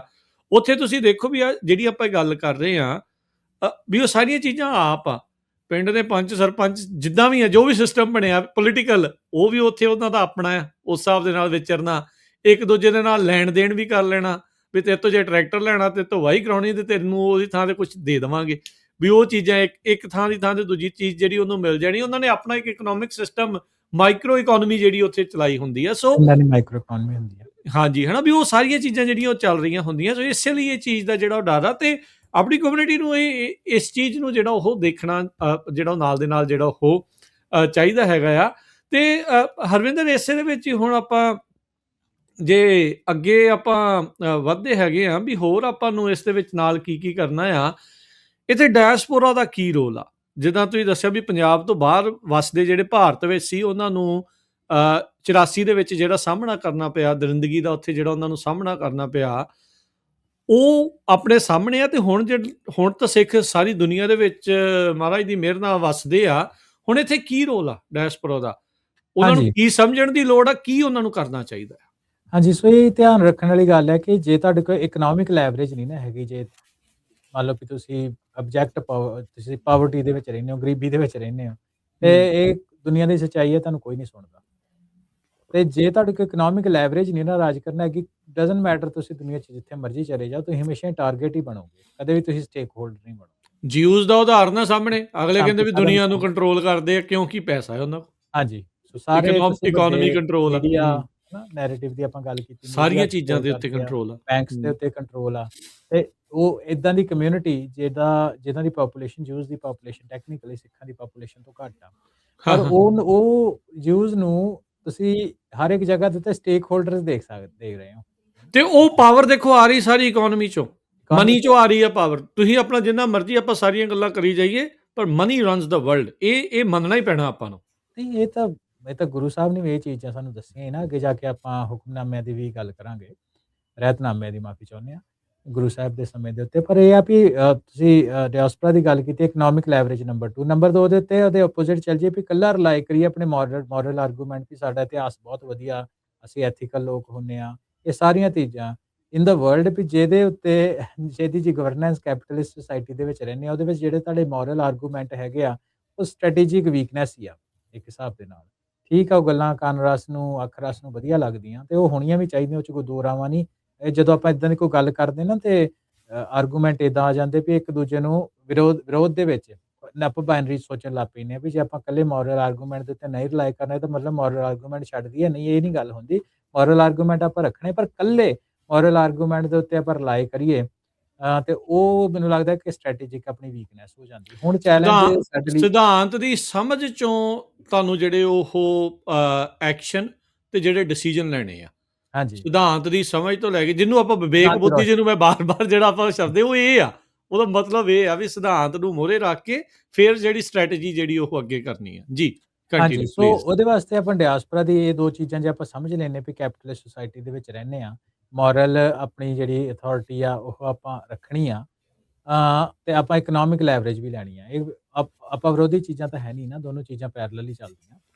ਤੇ ਉਹਦੇ ਵਿੱਚ ਫਿਰ ਆਪਣੇ ਦੀ ਚੈਲੰਜ ਸਾਹਮਣੇ ਕੀ ਆ ਜਾਂਦਾ ਡਾਇਸਪੋਰਾ ਦੇ ਵਾਸਤੇ ਵੀ ਜਿਹੜਾ ਆਪਣੇ ਡਾਇਸਪੋਰਾ ਦਾ ਪੰਜਾਬ ਤੋਂ ਬਾਹਰਲੇ ਜਾਂ ਹਿੰਦੁਸਤਾਨ ਤੋਂ ਬਾਹਰਲੇ ਜਿਹੜੇ ਡਾਇਸਪੋਰਾ, ਉਹਦੇ ਲਈ ਜਿਹੜਾ ਆਪਣਾ ਪੋਟੈਂਸ਼ੀਅਲ ਆ ਉਹਨੂੰ ਕਿਸੇ ਆਪਾਂ ਲੰਮੀ ਸੋਚ ਰੱਖ ਕੇ ਇੰਸਟੀਟਿਊਸ਼ਨਸ ਜਿਹੜੇ ਬਣਾਉਣੇ ਆ, ਉਹਨਾਂ ਦੀ ਕੈਪੇਬਿਲਿਟੀ ਜਿਹੜੀ ਬਣਾਉਣੀ ਆ, ਉਹ ਬਣਾਈਏ ਜਿਹੜੇ ਕਿ ਜਦੋਂ ਪ੍ਰੈਸ਼ਰ ਪੈਂਦਾ, ਜਦੋਂ ਭੀੜ ਪੈਂਦੀ ਆ, ਉਸ ਪ੍ਰੈਸ਼ਰ ਨੂੰ ਝੱਲ ਸਕਣ। ਦੇਖੋ, ਜਦੋਂ ਇੰਡੀਵਿਜੂਅਲ ਆਪਾਂ ਹੁੰਦੇ ਆ ਨਾ ਕਿਤੇ ਘਿਰ ਜਾਂਦੇ ਆ, ਤੇ ਇੰਡੀਵਿਜੂਅਲ ਬੰਦਾ ਜਦੋਂ ਘਿਰ ਜਾਂਦਾ ਤਾਂ ਉਹਦੇ ਲਈ ਬਹੁਤ ਔਖਾ ਹੁੰਦਾ, ਪੈਸੇ ਪੱਖੋਂ ਕਹਿ ਲਓ ਜਾਂ ਜਿੱਦਾਂ 19 ਨਵੰਬਰ 1984 ਦੇ ਵਿੱਚ ਹੋਇਆ, ਆਪਾਂ ਐਗਜ਼ਾਮਪਲ ਇਤਿਹਾਸ ਦੇ ਵਿੱਚੋਂ ਵੀ ਦੇਖ ਲੈਂਦੇ ਹਾਂ। ਤੇ ਉਹ ਜਦੋਂ ਇਕੱਲੇ ਬੰਦੇ ਘਿਰ ਜਾਂਦੇ ਆ ਤੇ ਉਹਨਾਂ ਲਈ ਬਹੁਤ ਔਖਾ ਹੋ ਜਾਂਦਾ, ਤੇ ਜਦੋਂ ਜੁੱਟ ਬਣਦੇ ਆ ਤੇ ਉਹ ਉਹਨਾਂ ਦੀ ਸਾਂਝੀ ਪਾਵਰ ਬਣ ਜਾਂਦੀ ਹੈ। ਸੋ ਇਹ ਚੀਜ਼ਾਂ ਇਕੱਲੇ ਮੈਦਾਨ ਦੇ ਵਿੱਚ ਵੀ ਨਹੀਂ, ਇੰਸਟੀਟਿਊਸ਼ਨਸ ਇਸੇ ਲਈ ਬਣਾਏ ਜਾਂਦੇ ਆ ਵੀ ਜਦੋਂ ਭੀੜ ਤੁਹਾਨੂੰ ਪੈਂਦੀ ਆ, ਤੁਸੀਂ ਇੰਸਟੀਟਿਊਸ਼ਨਸ ਦੇ ਵਿੱਚ ਉਹਨਾਂ ਦੀ ਹੈਲਪ ਸਪੋਰਟ ਦੇ ਲਈ ਉਹਨਾਂ ਵੱਲ ਤੁਰਦੇ ਹੋ। ਤੇ ਰਾਜ ਕਰਨ ਇੰਸਟੀਟਿਊਸ਼ਨਸ ਜਦੋਂ ਥੋੜਾ ਜਿਹਾ ਤੁਹਾਡੇ ਕੋਲ ਸਮਾਂ ਹੋਏ, ਸਿਖਾਵਾਂ ਸਮਾਂ ਚੱਲਦਾ ਹੋਏ, ਉਦੋਂ ਹੀ ਇੰਸਟੀਟਿਊਸ਼ਨ ਬਣਾਏ ਜਾਂਦੇ ਆ। ਇੰਸਟੀਟਿਊਸ਼ਨ 11th ਆਵਰ ਤੇ ਨਹੀਂ ਬਣਦੇ ਵੀ ਸਿਰ ਦੇ ਉੱਤੇ ਭੀੜ ਪਈ ਤੇ ਹੁਣ ਇੰਸਟੀਟਿਊਸ਼ਨ ਬਣ ਜਾਣ। ਜਦੋਂ ਥੋੜੇ ਸੁਖਾਵੇਂ ਟਾਈਮ ਹੁੰਦੇ ਆ, ਉਹ ਟਾਈਮ ਹੁੰਦਾ ਤੁਹਾਡੀ ਸਟਰੈਂਥ ਬਿਲਡਿੰਗ ਦਾ, ਤੁਹਾਡੀ ਕੈਪੇਬਿਲਿਟੀ, ਜਿਹਨੂੰ ਹਾਰਡ ਪਾਵਰ ਇਸ ਕੇਸ ਦੇ ਵਿੱਚ ਕਹਿ ਲਈਏ, ਉਹ ਬਣਾਉਣ ਦਾ, ਤੇ ਤਾਂ ਕਿ ਜਦੋਂ ਸਿਰ ਦੇ ਉੱਤੇ ਭੀੜ ਪੈਂਦੀ ਆ, ਉਹ ਇੰਸਟੀਟਿਊਸ਼ਨ ਜਿਹੜੇ ਤੁਸੀਂ ਬਣਾਏ ਹੁੰਦੇ ਆ ਉਹ ਕੰਮ ਆਉਂਦੇ। ਸੋ ਬੇਸਿਕਲੀ ਆਪਾਂ ਇਹਨੂੰ ਹੋਰ ਥੋੜਾ ਜਿਹਾ ਖੋਲੀਏ ਵੀ ਇਕਨੋਮਿਕ ਦੇ ਲਈ ਡਾਇਸਪੋਰਾ ਜਿਹੜਾ ਉਹ ਕੀ ਕਰ ਸਕਦਾ। ਇੱਕ ਹੈ ਕਿ ਐਂਟਰਪ੍ਰੀਨਿਓਰਸ਼ਿਪ ਜਿਹੜੀ ਉਹ ਬਹੁਤ ਜ਼ਰੂਰੀ ਆ।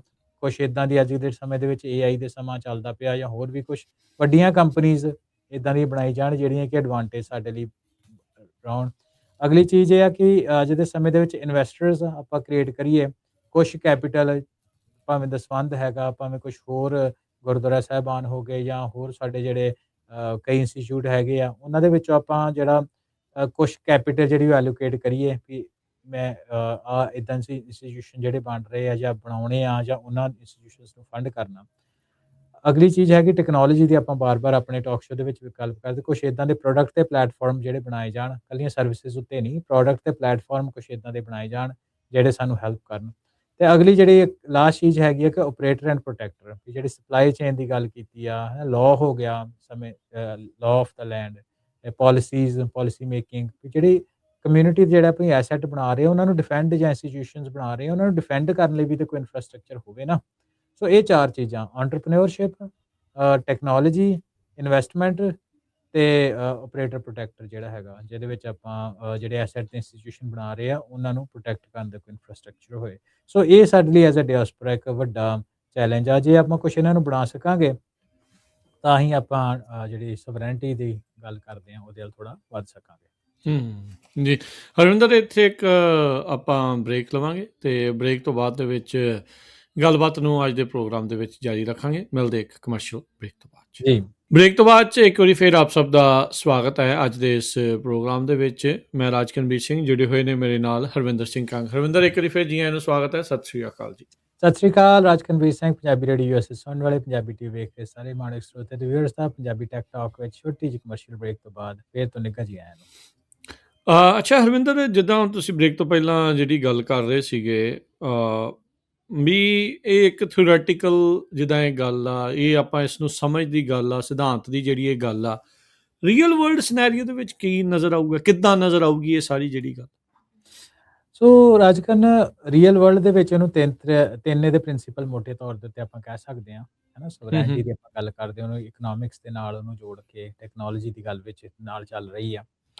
ਸੋ ਉਹਨੂੰ ਤਿੰਨ ਇਹਦੇ ਕੀ ਪ੍ਰਿੰਸੀਪਲ ਆ। ਇੱਕ ਪਹਿਲਾ ਪ੍ਰਿੰਸੀਪਲ ਤਾਂ ਹੈਗਾ ਕਿ ਸੋਵਰੈਨਿਟੀ ਜਿਹੜੀ ਆ ਉਹ ਓਨਰਸ਼ਿਪ ਤੋਂ ਆਉਂਦੀ ਆ। ਆਪਾਂ ਵੇਖਿਆ ਕਿ ਜੇ ਤੁਸੀਂ ਜੌਬ ਕਰਦੇ ਹੋ ਤੇ ਜੌਬ ਦੇ ਉੱਤੇ ਤੁਸੀਂ ਤੁਹਾਡਾ ਟਾਈਮ ਵੀ ਓਨਾ ਕੀ ਆ ਜਿੰਨਾ ਕਿ ਤੁਸੀਂ ਤੁਹਾਡੇ ਜਿਹੜੇ ਤੁਸੀਂ ਡਿਪੈਂਡੈਂਟ ਹੋ ਕਿਸੇ ਤੇ। ਡਿਪੈਂਡੈਂਟ ਹੋ, ਹੈ ਨਾ। ਹੁਣ ਆਪਾਂ ਇਹਦੇ ਵਿੱਚ ਹੀ ਐਗਜ਼ਾਮਪਲਾਂ ਕਾਫੀ ਦੇ ਰਹੀਆਂ। ਕਿਸਾਨੀ ਮੋਰਚੇ ਦੀ ਵੀ ਆਪਾਂ ਗੱਲ ਕਰ ਲਈਏ ਤੇ ਉਹਦੇ ਵਿੱਚ ਵੀ ਇਹ ਦੇਖਿਆ ਕਿ ਜਿਹੜੇ ਲੈਂਡ ਦੇ ਓਨਰ ਲੋਕ ਹੁੰਦੇ ਆ, ਸੋਵਰਨ ਹੁੰਦੇ ਆ, ਉਹਨਾਂ ਕੋਲ ਜ਼ਿਆਦਾ ਕੈਪੇਬਿਲਿਟੀ ਹੁੰਦੀ ਆ। ਤੁਸੀਂ ਜੇ ਕਿਉਂਕਿ ਤੁਸੀਂ ਸੋਵਰਨ ਆ, ਤੁਹਾਡੇ ਕੋਲ ਕੈਪੇਬਿਲਿਟੀ ਸੰਘਰਸ਼ ਕਰਨ ਦੀ ਜ਼ਿਆਦਾ ਹੁੰਦੀ ਆ। ਤੁਸੀਂ ਕਿਸੇ ਦੇ ਡਿਪੈਂਡੈਂਟ ਨਹੀਂ, ਤੁਸੀਂ ਆਪਣਾ ਗਾ ਕੇ ਆਪ ਖਾ ਸਕਦੇ ਆ, ਗੁਜ਼ਾਰਾ ਕਰ ਸਕਦੇ ਆ। ਹਾਂਜੀ, 2 ਸਾਲ ਹੈ ਨਾ ਉਹ ਬੈਠੇ ਰਹੇ ਉੱਥੇ।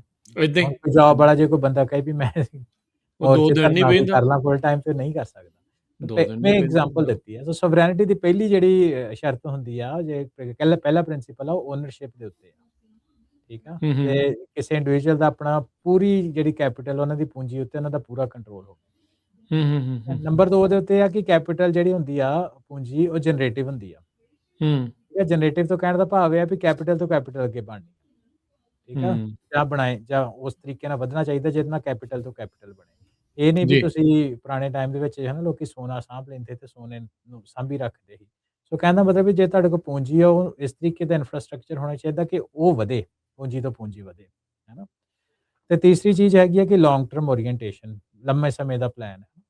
ਸੋ ਇਹ ਆ ਕਿ ਸ਼ਾਰਟ ਟਰਮ ਦੇ ਜਿਹੜੇ ਗੇਨਸ ਆ, ਉਹਨਾਂ ਨੂੰ ਦੀ ਬਜਾਏ ਆਪਾਂ ਲੌਂਗ ਟਰਮ ਡਿਊਰੇਬਲ ਬਿਲਡੇਬਲ ਐਂਟਰਪ੍ਰਾਈਜ਼ ਜਿਹੜੇ ਬਣਾਏ ਜਾਣ। ਸੋ ਇਹਦੀ ਵੀ ਮੈਂ ਐਗਜ਼ਾਮਪਲ ਦੇ ਦਿੰਦਾ, ਕਿਉਂਕਿ ਅਸੀਂ ਸਾਰੇ ਟੈਕ ਦੇ ਵਿੱਚ ਵਰਕ ਕਰਦੇ ਹਾਂ। ਟੈਕ ਦੇ ਵਿੱਚ ਸ਼ਾਰਟ ਟਰਮ ਗੇਨ ਨੂੰ ਬੜਾ ਵਧੀਆ ਜਾਂ ਇਗਨੋਰ ਬੜੇ ਨਾਰਮਲ ਤਰੀਕੇ ਦੇ ਨਾਲ ਹੀ ਕੀਤਾ ਜਾ ਸਕਦਾ। ਇਹਦੇ ਵਿੱਚ ਮੈਂ ਐਗਜ਼ਾਮਪਲ ਲੈ ਲਈ ਨਾ AWS, ਐਮਾਜ਼ਨ ਵੈਬ ਸਰਵਿਸਿਜ਼ ਦੀ, ਬੜੀ ਵਧੀਆ ਐਗਜ਼ਾਮਪਲ ਆ। ਐਮਾਜ਼ਨ ਵੈਬ ਸਰਵਿਸਿਜ਼ ਤਕਰੀਬਨ 7 ਸਾਲ ਪੈਸਾ ਲੂਜ਼ ਕਰਦੀ ਰਹੀ ਹੈ ਸ਼ੁਰੂਆਤ ਦੇ ਵਿੱਚ। ਉਹ ਸ਼ਾਰਟ ਟਰਮ ਲਾਸ ਸੀ ਉਹਦਾ, in favour of long term gain. ਹੁਣ ਇੰਡੀਆ ਦੇ ਮਿਸਾਲ ਦੇ ਤੌਰ ਤੇ ਕੋਕਾ ਕੋਲਾ, ਮੈਨੂੰ ਜੇ ਮੈਂ ਗਲਤ ਨਾ ਹੋਵਾਂ ਤੇ ਤਕਰੀਬਨ 1 ਦਹਾਕਾ ਉਹਨੇ ਇੰਡੀਆ ਦੇ ਵਿੱਚ ਪੈਸਾ ਲੂਜ਼ ਕੀਤਾ ਕੋਕਾ ਕੋਲਾ ਨੇ। Short term loss for the long term gain. ਚਲੋ ਉਹ ਤਾਂ ਕੈਪੀਟਲਿਸਟ ਸੋਸਾਇਟੀ ਦਾ ਇੱਕ ਮਾਡਲ ਆ, ਪਰ ਇਨ ਜਨਰਲ ਵੀ ਇਹਨੂੰ ਇਸ ਹਿਸਾਬ ਦੇ ਨਾਲ ਤਰੀਕਾ ਵੀ ਆਪਾਂ ਲੰਮੀ ਸੋਚ ਰਹੀ ਜਿਹੜੀ ਉਹ ਰੱਖਣੀ ਆ। ਸੋ ਇਹ 3 ਕੀ ਪ੍ਰਿੰਸੀਪਲ ਆ। ਪਹਿਲੀ ਓਨਰਸ਼ਿਪ, ਦੂਸਰਾ ਕੈਪੀਟਲ ਨੂੰ ਇਸ ਹਿਸਾਬ ਨਾਲ ਤੁਸੀਂ ਇਨਵੈਸਟ ਕਰਨਾ ਵੀ ਰੀਜਨਰੇਟਿਵ ਹੋਏ। ਕਹਿਣ ਦਾ ਮਤਲਬ ਇਹ ਪੈਸੇ ਤੋਂ ਹੋਰ ਪੈਸਾ ਬਣਨਾ, ਜਾਂ ਤੁਸੀਂ ਉਹ ਪੈਸਾ ਇਸ ਤਰੀਕੇ ਨਾਲ ਇਨਵੈਸਟ ਕਰਨਾ ਇਨ ਰਿਸੋਰਸਿਸ ਜਿਹਦੇ ਨਾਲ ਕਮਿਊਨਿਟੀ ਦਾ ਪੈਸਾ ਹੋਰ ਬਣੇ। ਤੇ ਉਹਦੇ ਨਾਲ ਜਿਹੜੇ ਆਪਣੇ ਬੱਚੇ ਪੜ੍ਹਾਉਣ ਦੀ ਵੀ ਗੱਲ ਆ ਜਾਂਦੀ ਆ, ਜਾਂ ਕਿਸੇ ਕੁਛ ਇੱਦਾਂ ਦੀ ਜਿਹੜੀਆਂ ਇਨਵੈਸਟਮੈਂਟਸ ਹੁੰਦੀਆਂ, ਉਹ ਹੈ ਨਾ, ਬੰਦੇ ਨੇ ਕੀ ਕਰਨੀ ਉਹਦੀ ਆਪਣੀ ਮਰਜ਼ੀ ਆ। ਇਹ ਰਾਜਕਰਨ, ਇਹ ਗੱਲ ਕੈਪੀਟਲਿਸਟ ਮਾਡਲ ਤੋਂ ਨਹੀਂ ਆਈ। ਕਈ ਹੈ ਨਾ ਆਪਣੇ ਸਰੋਤੇ ਤੇ ਵਿਊਅਰਸ ਜਿਹੜੇ ਆ ਉਹ ਇਸ ਚੀਜ਼ ਨੂੰ ਸੋਚਦੇ ਹੋਣਗੇ ਵੀ ਇਹ ਅਮਰੀਕਾ ਦੇ ਵਿੱਚ ਬੈਠੇ ਆ, ਅਮਰੀਕਾ ਦੀ ਕੈਪੀਟਲਿਸਟ ਸੁਸਾਇਟੀ ਦੇ ਵਿੱਚ ਬੈਠੇ ਆ, ਤੇ ਉੱਥੋਂ ਕੁਝ ਜਿਹੜੀਆਂ ਗੱਲਾਂ ਬਾਤਾਂ ਸਿੱਖਾਂ ਨੂੰ ਪੜ੍ਹਾਉਣ ਦੀ ਕੋਸ਼ਿਸ਼ ਕਰ ਰਹੇ ਆ ਐਜ਼ ਅ ਕਮਿਊਨਿਟੀ ਵੀ ਤੁਸੀਂ ਇੱਦਾਂ ਕਰੋ। ਸੋ ਇਹ ਗੱਲ ਆਪਣੇ ਲਈ ਬਹੁਤ ਜ਼ਰੂਰੀ ਬਣ ਜਾਂਦੀ ਵੀ ਇਹ ਗੱਲਾਂ ਜਿਹੜੀਆਂ ਇਹ ਕੈਪੀਟਲਿਸਟ ਸੁਸਾਇਟੀ ਤੋਂ ਜੇ ਆਪਾਂ ਕੁਝ ਲਰਨ ਕਰਦੇ ਹਾਂ, ਤੇ ਆਪਾਂ ਕੁਝ ਲਰਨ ਕਰਨ ਦੇ ਲਈ ਆਪਾਂ ਦੇ ਕੋਲ ਇਤਿਹਾਸਿਕ ਤੌਰ ਤੇ ਬਹੁਤ ਕੁਝ ਪਿਆ ਹੋਇਆ। ਮਿਸਾਲ ਦੇ ਤੌਰ ਤੇ ਰਾਜਗਰ, ਮੈਂ ਇੱਥੇ ਨਾ ਐਗਜ਼ਾਮਪਲ ਲਵਾਂਗਾ ਜੀ। ਭਾਈ ਜੈਤਾ ਜੀ ਦਾ ਨਾਮ ਬੜੇ ਅਦਬ ਦੇ ਨਾਲ ਲਿਆ ਜਾਂਦਾ, ਸਤਿਕਾਰ ਦੇ ਨਾਲ ਲੈਂਦੇ ਸਿੱਖਾਂ ਦੇ ਵਿੱਚ। ਗੁਰੂ ਤੇਗ ਬਹਾਦਰ ਮਹਾਰਾਜ ਦਾ ਸੀਸ ਲੈ ਕੇ ਆਏ, ਤੇ ਕੁਝ ਜਿਹੜੇ ਗੁਰੂ ਸਾਹਿਬ ਦੇ ਹੁਕਮਨਾਮੇ, ਗੁਰੂ ਗੋਬਿੰਦ ਸਿੰਘ ਸਾਹਿਬ ਦੇ ਟਾਈਮ ਦੇ ਹੁਕਮਨਾਮੇ, ਭਾਈ ਚੌਪਾ ਸਿੰਘ ਦਾ ਬਹੁਤ ਮਸ਼ਹੂਰ ਆ। ਇਸ ਤਰ੍ਹਾਂ ਭਾਈ ਜੈਤਾ ਸਿੰਘ, ਭਾਈ ਜੀਵਨ ਸਿੰਘ, ਭਾਈ ਜੈਤਾ ਜੀ ਨੇ ਵੀ ਸੋਵਰੈਨਿਟੀ ਬਾਰੇ ਹੁਕਮਨਾਮਾ ਲਿਖਿਆ, ਰਹਿਤਨਾਮਾ ਲਿਖਿਆ। ਉਸ ਹੁਕਮਨਾਮੇ, ਕਿਉਂਕਿ ਗੁਰੂ ਸਾਹਿਬ ਲਿਖਦੇ ਆ, ਰਹਿਤਨਾਮਾ ਸਿੱਖਾਂ ਨੇ ਲਿਖਿਆ ਜੀ। ਤੇ ਇਹਦੇ ਵਿੱਚ ਮੈਂ ਉਹਦਾ ਨਾਮ ਪੜ੍ਹ ਦਿੰਦਾ। ਕਹਿੰਦੇ ਕਿ ਸਵਈਆ ਉੱਤਮ ਕਿਰਤ ਵਪਾਰ ਕੀ ਹੈ, ਸਿੰਘ ਕੂੜ ਕੁਸਤ ਨਾ ਕਾਰ ਕਮਾਵੇ। ਵੀ ਜਿਹੜੀ ਸਭ ਤੋਂ ਪਹਿਲੀ ਜਿਹੜੀ ਕਿਰਤ ਆ ਉਹ ਵਪਾਰ ਦੀ ਆ। ਮੱਧਮ ਹੂੰ ਕਿਰਤ ਕਿਸਾਨ ਕੀ ਜਾਣ ਕੇ, ਸਿੰਘ ਦੈ ਨਾਖਨ ਕੀ ਕਾਰ ਕਮਾਵੇ। ਵੀ ਹੂੰ ਪਹਿਲੀ ਕਿਰਤ ਵਪਾਰ ਦੀ ਆ, ਉਹ ਹੇਰਾ ਫੇਰੀ ਵਾਲਾ ਵਪਾਰ ਨਾ ਬੰਦਾ ਸਿੰਘ ਹੂੰ ਕਰੇ। ਦੂਸਰੀ ਜਿਹੜੀ ਮੱਧਮ ਮੀਡੀਅਮ ਲੈਵਲ ਸੱਚਾ ਦੀ ਵਪਾਰ ਕਮਾਈ ਹੋਵੇ। ਹੈਗੀ ਹੈ, ਤੇ ਉਹ ਕਿਰਸਾਨੀ ਦੀ ਆ, ਤੇ ਉਹ ਦੈ ਹੂੰ ਨਾਖਨ ਕਰ ਕੀ ਖਾਵੇ, ਵੀ ਆਪਣੇ ਦਸਾਂ ਨੌਆਂ ਦੀ ਮਿਹਨਤ ਕਰਕੇ। ਹੂੰ ਤੀਸਰੀ ਜਿਹੜੀ ਗੱਲ ਆ, ਉਹ ਕਹਿੰਦੇ ਸਿੰਘ ਕਬੂ ਨਾ ਚਾਕਰ ਨੌਕਰੀ ਨਹੀਂ ਹੋਵੇ ਕਰਨੀ। ਸੋ ਸੈਨਿਕ ਹੂੰ ਸੇਵ ਕਹਾਵੇ। ਕਹਿੰਦਾ ਹੂੰ ਤੀਜੀ ਜਿਹੜੀ ਗੱਲ ਆ, ਸਿੰਘੋ ਕਦੇ ਸੋਚੋ ਵੀ ਸਿੰਘ ਕਦੇ ਕਿਸੇ ਦਾ ਨੌਕਰੀ ਨਾ ਕਰੇ। ਹਾਂ, ਜੇ ਤੇ ਹੂੰ ਨੌਕਰੀ ਕਰਨੀ ਪੈਂਦੀ ਹੈ ਤੇ ਸੈਨਿਕੀ ਦੀ ਨੌਕਰੀ ਕਰੋ, ਜਿਹਦੇ ਤੋਂ ਜਿਹਦੇ ਉੱਤੇ ਤੁਹਾਡੇ ਸੈਨਾ ਦੇ ਉਹ ਤੋਂ ਵੀ ਤੁਸੀਂ ਕੁਛ ਲਰਨ ਕਰ ਰਹੇ ਹੂੰ ਹੂੰ ਹੋ। ਏਕ ਅਕਾਲ ਬਿਨ ਸਿੰਘ ਅਵਰਨ ਦੇਵਨ, ਪਹਿਨਹਿ ਸੀਸ ਝੁਕਾਵੇ। ਵੀ ਇੱਕ ਅਕਾਲ ਤੋਂ ਬਿਨਾਂ ਜਿਹੜਾ ਸਿੱਖ ਆ, ਉਹਦਾ ਸੀਸ ਕਿਸੇ ਅੱਗੇ ਝੁਕਣਾ ਨਹੀਂ ਚਾਹੀਦਾ। ਕਹਿਣ ਦਾ ਮਤਲਬ ਵੀ ਉਹ ਸੋਵਰਨ ਰਹਿਣਾ ਚਾਹੀਦਾ। ਸੋ ਇਹਨੂੰ ਆਪਾਂ ਪੰਜਾਬੀ ਦੇ ਵਿੱਚ, ਸਿੱਧ ਪੱਧਰੀ ਪੰਜਾਬੀ ਦੇ ਵਿੱਚ ਗੱਲ ਕਰੀਏ, ਤੇ ਸਭ ਤੋਂ ਪਹਿਲੇ ਲੈਵਲ ਦੀ ਜਿਹੜੀ ਇਸ ਰਹਿਤਨਾਮੇ ਅਨੁਸਾਰ, ਭਾਈ ਜਾਤਾ ਜੀ ਦੇ ਰਹਿਤਨਾਮੇ ਅਨੁਸਾਰ ਜਿਹੜੀ ਆ ਉਹ ਆਟੋਨਮੀ ਹੈਗੀ, ਉਹ ਹੈਗੀ ਆ ਅੱਜ ਦੇ ਸਮੇਂ ਦੇ ਵਿੱਚ, ਜਿਹਨੂੰ ਗੱਲ ਕਰੀਏ ਪ੍ਰਾਈਵੇਟ ਐਂਟਰਪ੍ਰਾਈਜ਼, ਜਿਹਦੇ ਵਿੱਚ ਤੁਹਾਡੀ ਲੈਂਡ ਓਨਰਸ਼ਿਪ, ਆਪਣਾ ਕੰਮ ਹੋਵੇ। ਆਪਣਾ ਕੰਮ ਹੋਵੇ, ਤੁਸੀਂ ਕਿਸੇ ਦੇ ਨੌਕਰ ਨਾ ਹੋਵੋ। ਅਨਫੋਰਚੂਨੇਟਲੀ ਗੱਲ ਇਹ ਆ ਵੀ ਆਪਾਂ ਦਾ ਪੂਰਾ ਜ਼ੋਰ ਐਜ਼ ਅ ਕਮਿਊਨਿਟੀ ਲੱਗਾ ਹੁੰਦਾ, ਯਾਰ ਬੱਚੇ ਪੜ੍ਹ ਲਿਖ ਕੇ ਵਧੀਆ ਨੌਕਰੀ ਲੱਗ ਜਾਣ। ਇਦਾਂ ਹੀ ਆਪਾਂ ਸੁਣਦੇ ਨਾ। ਇਦਾਂ ਇਦਾਂ ਸਾਡੇ ਜਿਹੜੇ ਵੱਡੇ ਵਡੇਰੇ ਆ, ਉਹਨਾਂ ਦੀ ਸਵਰੈਂਟੀ ਦੀ ਜਿਹੜੀ ਡੈਫੀਨੇਸ਼ਨ ਆ ਉਹ ਡਿਫਰੈਂਟ ਸੀ, ਹੈ ਨਾ। ਨੰਬਰ 2 ਦੇ ਉੱਤੇ ਕਹਿੰਦਾ ਮੱਧਮ ਕਿਰਤ ਕਿਸਾਨ ਕੀ ਜਾਣੇ। ਐਗਰੀਕਲਚਰ ਜਿਹੜੀ ਆ ਦੂਸਰੇ ਨੰਬਰ ਤੇ, ਕਿਉਂਕਿ ਫਿਰ ਵੀ ਉਹ ਇੰਡੀਪੈਂਡੈਂਸ ਨੂੰ ਕ੍ਰੀਏਟ ਕਰਦੀ ਹੂੰ ਹੈ। ਲੈਂਡ ਸਸਟੇਨੈਂਸ ਜਿਹੜੀ ਤੁਹਾਡੀ ਉਹ ਜ਼ਮੀਨ ਦੇ ਨਾਲ ਜੁੜੀ ਹੁੰਦੀ ਹੈ। ਸੋ ਸਭ ਤੋਂ ਪਹਿਲੀ ਪ੍ਰਾਈਵੇਟ ਐਂਟਰਪ੍ਰਾਈਜ਼, ਨੰਬਰ 2 ਦੇ ਉੱਤੇ ਤੁਹਾਡੀ ਐਗਰੀਕਲਚਰ, ਤੇ ਨੰਬਰ 3 ਦੇ ਉੱਤੇ ਤੁਹਾਡੇ ਆ ਜਾਂਦੀ ਸੈਲਰੀ। ਹੂੰ ਠੀਕ ਆ। ਸੋ ਸੈਲਰੀ ਵੀ ਵੇਖੋ ਅੱਜ ਦੇ ਸਮੇਂ ਦੇ ਵਿੱਚ ਇੱਕ ਇਸ ਤਰੀਕੇ ਨਾਲ ਜ਼ਰੂਰੀ ਆ। ਮੈਨੂੰ ਇਹ ਲੱਗਦਾ ਵੀ ਆਪਣੇ ਬਹੁਤ ਲੋਕੀ ਸੈਲਰੀ ਕਰਦੇ ਆ, ਪਰ ਇਹਨੂੰ ਆਪਾਂ ਅਜ਼ਿਊਮ ਕਰਕੇ ਚਲੀਏ, ਜੇ ਆਪਾਂ ਕਮਿਊਨਿਟੀ ਦੇ ਤੌਰ ਤੇ ਵਿਚਰਨਾ, ਵੀ ਇਹ ਇੱਕ ਟੈਂਪਰੇਰੀ ਫੇਜ਼ ਆ, ਜਿਹਦੇ ਵਿੱਚ ਤੁਸੀਂ ਆਪਣੇ ਸਕਿੱਲ ਬਿਲਡ ਕਰ ਸਕਦੇ ਹੋ, ਤੁਸੀਂ ਥੋੜੀ ਬਹੁਤੀ ਸੇਵਿੰਗ ਕਰ ਸਕਦੇ ਹੋ, ਤੁਸੀਂ ਨੈਟਵਰਕਿੰਗ ਕਰ ਲੈਂਦੇ ਹੋ, ਤੁਸੀਂ ਆਪਣੀ ਲਾਈਫ 'ਚ ਡਿਸਿਪਲਿਨ ਲੈ ਆਉਂਦੇ ਹੋ। ਪਰ ਇਹ ਤੁਹਾਡੀ ਅਲਟੀਮੇਟ ਚੀਜ਼ ਨਹੀਂ ਹੈ। ਸੈਲਰੀ ਤੋਂ ਤੁਸੀਂ ਐਗਰੀਕਲਚਰ ਜਾਂ ਪ੍ਰਾਈਵੇਟ ਐਂਟਰਪ੍ਰਾਈਜ਼ ਤੇ ਜੰਪ ਮਾਰਨਾ, ਇਹਨੂੰ ਟੈਂਪਰੇਰੀ ਫੇਜ਼ ਦੇ ਤੌਰ ਦੇ ਉੱਤੇ ਲਿਆ ਜਾਏ। ਤੇ ਜਿਹੜੀ ਪਰਮਾਨੈਂਟ ਜਿਹੜੀ ਸੈਲਰੀ ਦੀ ਪੂਰੀ ਉਮਰ ਬੰਦਾ ਅਸੀਂ ਜਦੋਂ ਸੈਲਰੀ ਦੇ ਵਿੱਚ ਕੱਢ ਦਿੰਦੇ ਆ, ਸੋ ਉਹ ਥੋੜੀ ਤੁਹਾਡੀ ਜਿਹੜੀ ਸਵਰੈਨਿਟੀ ਦੀ ਜਿਹੜੀ ਸੋਚ ਆ, ਉਹਨੂੰ ਥੋੜਾ ਜਿਹਾ ਰਾਜ ਕਰਨ ਖੋਰਾ ਲਾਉਂਦੀ ਆ। ਤੇ ਨਹੀਂ, ਉਹ ਤਾਂ ਫਿਰ ਹੈ ਹੀ ਆ। ਫਿਰ ਤੁਸੀਂ ਜਦੋਂ ਦਹਾਕਿਆਂ ਬੱਧੀ ਇਹ ਚੀਜ਼ ਜਿਹੜੀ ਉਹ ਕਰਨੀ ਆ, ਤਾਂ ਫਿਰ ਓਬਵੀਅਸਲੀ ਤੁਹਾਡੇ ਮਨ ਦੇ ਉੱਤੇ ਉਹੀ ਚੀਜ਼ ਤੁਹਾਨੂੰ ਲੱਗਦੀ ਆ। ਤਾਂ ਹੀ ਤਾਂ ਰਿਸਕ ਨਹੀਂ ਲੈਂਦਾ ਨੌਕਰੀ ਕਰਨ ਵਾਲਾ ਬੰਦਾ। ਹਾਂਜੀ, ਉਹ 'ਚ ਰਿਸਕ ਘੱਟ ਜਾਂਦਾ। ਉਹਦੇ ਵਿੱਚ ਉਹ ਹੁੰਦਾ ਵੀ ਹਾਂ ਜਿੰਨਾ ਚਿਰ, ਪਰ ਇੱਕੋ ਰਿਸਕ ਰਹਿੰਦਾ ਵੀ ਜਦੋਂ ਮਰਜ਼ੀ ਨਾ ਹੋ ਸਕਦੀ। ਹਾਂਜੀ, ਅੱਜ ਕੱਲ੍ਹ ਅਸੀਂ ਦੇਖ ਹੀ ਰਹੇ ਨਾ, 16,000 ਦੇ ਕਰੀਬ ਐਮਾਜ਼ੋਨ ਦੀ ਹੁਣੇ ਗੱਲ ਕੀਤੀ, ਉਹਨਾਂ ਬੰਦੇ ਲਿਆ। ਹਾਂਜੀ, ਥੋੜੇ ਦਿਨ ਪਹਿਲਾਂ ਦੀ ਉਹੀ ਗੱਲ ਆ, AI ਦੇ ਕਰਕੇ। ਜੀ। ਸੋ ਬਨਾਵਟੀ ਉਹਦੇ ਬੁੱਧੀ ਵਿੱਚ ਕਰਕੇ ਇਹ ਆ ਤੋਰ ਵੀ ਤੇ। ਜਿਹੜੇ ਲੋਕੀ ਆਪਾਂ ਇੰਪਲੋਇਮੈਂਟ ਅਸੀਂ ਕਰਦੇ ਵੀ ਆ, ਸਾਰੇ ਕਰਦੇ ਆ, ਹੈਨਾ। ਤੇ ਉਹਨੂੰ ਆਪਾਂ ਪਰਮਾਨੈਂਟਲੀ ਨਾ ਰੱਖੀਏ। ਜੇ ਅਸੀਂ ਆਪਣੇ ਰਹਿਤਨਾਮੇ, ਭਾਈ ਜਾਤਾ ਜੀ ਦੇ ਰਹਿਤਨਾਮੇ ਅਨੁਸਾਰ ਆਪਾਂ ਲਾਈਫ ਨੂੰ ਦੇਖੀਏ, ਤੇ ਉਹਨੂੰ ਆਪਾਂ ਟੈਂਪਰੇਰੀ ਫੇਜ਼ ਆ, ਜਿਹਦੇ ਵਿੱਚ ਅਸੀਂ ਆਪਣੇ ਸਕਿੱਲ, ਸੇਵਿੰਗ ਬਣਾਉਣੀ ਆ, ਨੈਟਵਰਕ ਕਰਨੇ, ਤੇ ਲਾਈਫ 'ਚ ਡਿਸਿਪਲਿਨ ਲੈ ਕੇ ਆਉਣਾ। ਪਰ ਸਾਡਾ ਅਲਟੀਮੇਟ ਰਾਜਕਰਨ ਗੋਲ ਜਿਹੜਾ ਉਹ ਅੱਗੇ ਜਾਣ ਦਾ, ਲੈਵਲ 3 ਤੋਂ ਜਿਹੜਾ ਸੈਲਰੀ ਤੋਂ level 2 agriculture, level 1 private enterprise, ਹੈ ਨਾ। ਲੈਵਲ 2 ਜਾਂ ਲੈਵਲ 1 ਦੇ ਉੱਤੇ ਤੁਸੀਂ ਸ਼ਿਫਟ ਮਾਰਨਾ। ਸੋ ਉਹ ਜਿਹੜੀ ਇਹ ਚੀਜ਼ ਬਹੁਤ ਇੰਪੋਰਟੈਂਟ ਹੈ, ਇਹ ਚੀਜ਼ ਸਾਨੂੰ ਅੱਜ ਦੇ ਸਮੇਂ ਦੇ ਵਿੱਚ ਸਮਝਣ ਦੀ ਲੋੜ ਆ। ਜੀ। ਨਹੀਂ, ਬਿਲਕੁਲ ਕਲੀਅਰ ਆਪਾਂ ਨੂੰ ਜਿਹੜਾ ਉਹ ਕਿੱਤਾ ਜਿਹੜਾ ਹੋਇਆ। ਅੱਛਾ, ਹੁਣ ਇਹ ਮਾਡਲ ਚਲੋ ਆ ਗਿਆ ਗਵਰਨੈਂਸ ਦਾ, ਵੀ ਕਿਹੜੀ ਚੀਜ਼ ਨੂੰ ਪਹਿਲ ਆ, ਕਿਹੜਾ ਦੂਜੇ ਤੇ, ਕਿਹੜਾ ਤੀਜੇ ਤੇ, ਕਿੱਦਾਂ ਜਿਹੜਾ ਇਹ ਚੀਜ਼ ਹੋਣਾ ਆ। ਆਪਾਂ ਰਹਿਤਨਾਮਾ ਦੀ ਵੀ ਜਿਹੜੀ ਇਸ ਦੇ ਵਿੱਚ ਗੱਲ ਕੀਤੀ ਆ। ਮੌਜੂਦਾ ਹਾਲਾਤਾਂ ਨੂੰ ਦੇਖਦੇ ਹੋਏ, ਜੋ ਤਕਨੀਕੀ ਪੱਧਰ ਦੇ ਉੱਤੇ ਜਿਹੜਾ ਚੱਲ ਰਿਹਾ, ਤੇ ਜੋ ਆਪਾਂ ਨੂੰ ਪਤਾ ਵੀ ਆਪਣੀਆਂ ਸ਼ਾਰਟ ਕਮਿੰਗਸ ਵੀ ਆ। ਇੱਕ ਸ਼ਾਰਟ ਕਮਿੰਗਸ ਆ ਵੀ ਆਪਾਂ ਇਸ ਚੀਜ਼ ਦੇ ਉੱਤੇ ਪੂਰੀ ਤਰ੍ਹਾਂ ਕੰਮ ਨਹੀਂ ਕਰ ਰਹੇ। ਦੂਜਾ ਜਿਹੜਾ ਕੋਈ ਕਰ ਰਿਹਾ, ਉਹਦੇ ਵਿੱਚ ਇੰਨੀ ਜ਼ਿਆਦਾ ਜਿਹੜੀ, ਹੁਣ ਤੁਸੀਂ ਦੇਖੋ ਵੀ ਇਹ ਪ੍ਰੋਬਲਮ ਤੇ ਹੈਗੀ, ਆਪਾਂ ਨੂੰ ਮੰਨਣੀ ਪੈਣੀ ਵੀ ਕਿਉਂ ਇੰਨੀ ਜ਼ਿਆਦਾ ਰੌਲਾ ਰੱਪਾ ਪੈ ਰਿਹਾ, ਵੀ ਵਿੱਚ ਕਿਰਤ ਦੇ ਵਿੱਚ, ਵਪਾਰ ਦੇ ਵਿੱਚ ਝੂਠ, ਠੱਗੀ, ਠੋਰੀ, ਇਹ ਸਾਰਾ ਕੁਝ ਬਹੁਤ ਜ਼ਿਆਦਾ ਇਸ ਟਾਈਮ ਰਲਗੱਡ ਹੋ ਗਿਆ। ਬਹੁਤ ਜ਼ਿਆਦਾ ਜਿਹੜੀ ਇਹ ਦਿੱਕਤ ਜਿਹੜੀ ਉਹ ਆ ਰਹੀ ਆ। ਇਹਨਾਂ ਸਾਰੀਆਂ ਚੀਜ਼ਾਂ ਦਾ ਦੇਖੋ ਓਵਰਨਾਈਟ ਸੋਲਿਊਸ਼ਨ ਤਾਂ ਨਹੀਂ, ਕੋਈ ਇਹ ਚੀਜ਼ ਤਾਂ ਹੈ ਨਹੀਂ ਵੀ ਆਪਾਂ ਸਾਰਾ ਕੁਝ ਚੁਟਕੀ ਮਾਰਾਂਗੇ ਤਾਂ ਸਭ ਕੁਝ ਠੀਕ ਹੋ ਜਾਊਗਾ। ਸੋ ਇਹ ਗਵਰਨੈਂਸ ਕਰਨ ਦੇ ਲਈ, ਇਸ ਚੀਜ਼ ਦੇ ਕਰਨ ਦੇ ਲਈ ਹੁਣ ਅੱਗੇ ਕਰਨਾ ਕੀ ਪੈਣਾ ਆ, ਕਿਹੜੇ ਪ੍ਰਿੰਸੀਪਲਸ ਆ ਉਹਦੇ ਉੱਤੇ ਆਪਾਂ ਨੂੰ ਜ਼ੋਰ ਦੇਣਾ ਪੈਣਾ? ਹਾਂਜੀ, ਸੋ ਵੇਖੋ, ਇਹਨੂੰ ਆਪਾਂ 2 ਹਿੱਸਿਆਂ ਵਿੱਚ ਇਹਦੀ ਗੱਲਬਾਤ ਕਰਦੇ ਹਾਂ, ਹੈ ਨਾ। ਪਹਿਲਾਂ ਆਪਾਂ ਕਰਦੇ ਹਾਂ ਵੀ ਆਪਾਂ ਨੂੰ ਇਕਨੋਮਿਕ ਪਾਵਰ ਕ੍ਰੀਏਟ ਕਰਨ ਦੇ ਲਈ ਕਿਹੜੀ ਹੈ ਨਾ ਚੀਜ਼ਾਂ ਦੇ ਚਾਹੀਦੇ ਆ, ਜਿਹੜਾ ਹੂੰ ਸਿੱਖ ਐਂਟਰਪ੍ਰਾਈਜ਼ ਮਾਡਲ ਹੋਏ ਉਹ ਕੀ ਹੋਏ। ਹੂੰ ਉਹਦੇ ਵਿੱਚੋਂ ਇੱਕ ਹੈ ਕਿ ਆਪਣੇ ਪ੍ਰੋਡਕਟਿਵ ਐਸੈਟਸ ਹੋਣ, ਹੂੰ ਹਨਾ, ਵੀ ਲਗਾਤਾਰ ਜਿਹੜੇ ਐਪਰੀਸ਼ੀਏਟ ਹੋ ਰਹੇ ਜਾਂ ਪੈਸਾ ਜਨਰੇਟ ਕਰ ਰਹੇ ਆ, ਜਿਹੜਾ ਅਸੀਂ ਦਸਵੰਧ ਦਿੰਦੇ ਹਾਂ ਉਹ ਸਟ੍ਰੈਟੇਜਿਕਲੀ ਦੇ ਦਈਏ। ਇਹ ਨਹੀਂ ਵੀ ਅਸੀਂ ਸੋਚਿਆ ਕਿ ਜਿਹੜਾ ਸਿੱਖਾਂ ਦਾ ਦਸਵੰਧ ਆ ਕੋਈ ਵੀ ਐਸੀ ਜਗ੍ਹਾ ਦੇ ਉੱਤੇ ਦੇ ਦਈਏ ਜਿੱਦਾਂ ਆਪਾਂ ਨੂੰ ਕੋਈ ਆਊਟਪੁੱਟ ਨਾ ਹੋਵੇ, ਹਨਾ। ਆਪਾਂ ਇਹ ਹੈ ਨਾ, ਹਰ ਇੱਕ ਬੰਦੇ ਨੇ ਆਪ ਸੋਚਣਾ, ਇੱਥੇ ਤਾਂ ਆਪਾਂ ਕਹਿ ਨਹੀਂ ਸਕਦੇ ਕਿਹੜੀ ਚੀਜ਼ ਹੈਗੀ ਹੈ, ਕਿੱਥੇ ਦੋ ਕਿੱਥੇ ਨਾ ਦੋ, ਉਹਦੀ ਗੱਲ ਨਹੀਂ ਕਰ ਰਹੇ, ਪਰ ਮੈਂ ਇਹ ਗੱਲ ਕਰ ਰਿਹਾ ਕਿ ਸਟ੍ਰੈਟੇਜਿਕਲੀ ਦਿਓ ਜਿਹਦੇ ਤੋਂ ਆਪਾਂ ਨੂੰ ਕੋਈ ਐਜ਼ ਅ ਕਮਿਊਨਿਟੀ ਆਪਾਂ ਨੂੰ ਕੋਈ ਆਊਟਪੁੱਟ ਆਵੇ, ਹੈ ਨਾ। ਜਿਹੜੇ ਆਪਾਂ ਦੇ ਲਈ, ਸਿੱਖਾਂ ਦੇ ਲਈ ਸਭ ਤੋਂ ਵੱਡੀ ਬੈਨੀਫਿਟ ਮੈਨੂੰ ਇਹ ਲੱਗਦਾ ਕਿ ਸਾਡਾ ਜਿਹੜਾ ਗੁਰੂ ਗ੍ਰੰਥ ਸਾਹਿਬ ਆ ਉਹ ਗੁਰੂ ਸਾਹਿਬ ਨੇ ਆਪ ਲਿਖਿਆ, ਤੇ ਸਾਡੇ ਕੋਲ ਐਥਿਕਸ ਜਿਹੜੀ ਆ ਉਹ ਗੁਰੂ ਸਾਹਿਬ ਤੋਂ ਸਿੱਧੀ ਆਈ ਆ, ਤੇ ਉਹ ਸਾਡੀ ਇੱਕ ਐਡਵਾਂਟੇਜ ਆ ਜਿਹੜੀ ਤੁਸੀਂ ਹੁਣੇ ਗੱਲ ਕੀਤੀ। ਉਹਦੀ ਆਪਾਂ ਹੋਰ ਫਰਦਰ ਡਿਟੇਲ ਦੇ ਵਿੱਚ ਜਾਵਾਂਗੇ, ਪਰ ਆਪਾਂ ਪ੍ਰਿੰਸੀਪਲਸ ਦੀ ਜੇ ਗੱਲ ਕਰ ਰਹੇ ਹਾਂ। ਅਗਲੀ ਚੀਜ਼ ਹੈਗੀ ਆ ਕਿ ਜਿਹੜਾ ਲੰਗਰ ਦਾ ਆਪਣਾ ਮਾਡਲ ਆ, ਇਹ ਵੀ ਇੰਸਟੀਟਿਊਸ਼ਨ ਗੁਰੂ ਸਾਹਿਬ ਨੇ ਸਾਨੂੰ ਦਿੱਤਾ।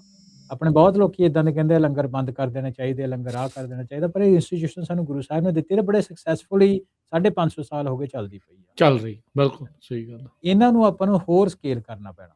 ਮੈਂ ਹੂੰ ਟੈਕਨੋਲੋਜੀ ਦੇ ਫੀਲਡ ਦਾ ਬੰਦਾ ਹੋਣ ਦੇ ਕਰਕੇ ਮੈਂ ਇਹ ਤੁਹਾਨੂੰ ਕਹੂੰਗਾ ਵੀ ਜਿਹੜਾ ਇਹ ਲੰਗਰ ਦਾ model, operating model Guru Sahib ਨੇ ਸਾਨੂੰ ਦਿੱਤਾ, ਇਹਨੂੰ ਬੰਦ ਕਰਨ ਦੀ ਭਾਈ ਨਹੀਂ ਲੋੜ, ਇਹਨੂੰ ਹੋਰ ਐਕਸਪੈਂਡ ਕਰਨ ਦੀ ਲੋੜ, ਇਹਨੂੰ ਸਕੇਲ ਕਰਨ ਦੀ ਲੋੜ ਆ। ਕਿੱਦਾਂ ਆਪਰੇਟਿੰਗ ਮਾਡਲ, ਉਹਦੇ ਬਾਰੇ ਵੀ ਆਪਾਂ ਡਿਟੇਲ 'ਚ ਗੱਲ ਕਰਦੇ ਹਾਂ। ਤੇ ਅਖੀਰਲੀ ਗੱਲ ਆਪਣੇ ਟਾਕ ਸ਼ੋਅ ਦੇ ਵਿੱਚ ਵੀ ਅਸੀਂ ਬਾਰ-ਬਾਰ ਗੱਲ ਕਰਦੇ ਵੀ ਟੈਕਨੋਲੋਜੀ ਦਾ ਜੇ ਆਪਾਂ ਨੂੰ ਕੋਰ ਆ ਬਿਲਡ ਕਰਨਾ ਪੈਣਾ, ਕਿਉਂਕਿ ਸਾਰੇ ਇੰਸਟੀਟਿਊਸ਼ਨਸ ਅਸੀਂ ਬਣਾਵਾਂਗੇ, ਉਹਨਾਂ ਨੂੰ ਆਪਰੇਸ਼ਨ ਦੇ ਵਾਸਤੇ ਕੋਈ ਨਾ ਕੋਈ ਕੋਰ ਇੰਜਨ ਤਾਂ ਚਾਹੀਦਾ ਨਾ। ਉਹ ਜਿਹੜਾ ਕੋਰ ਇੰਜਨ ਹੈਗਾ ਉਹ ਸਾਡੇ ਟੈਕਨੋਲੋਜੀ ਦੇ ਥਰੂ ਬਣੂਗਾ। ਸੋ ਇੱਕ ਬੜਾ ਕਲੀਅਰ ਤੇ ਸਟ੍ਰੇਟ ਫਾਰਵਰਡ ਜਿਹਾ ਤਰੀਕਾ ਹੈਗਾ ਡਾਇਸਪੋਰਾ ਦੇ ਵਾਸਤੇ, ਹੈ ਨਾ, ਇਹਨੂੰ ਕਰਨ ਦੇ ਵਾਸਤੇ।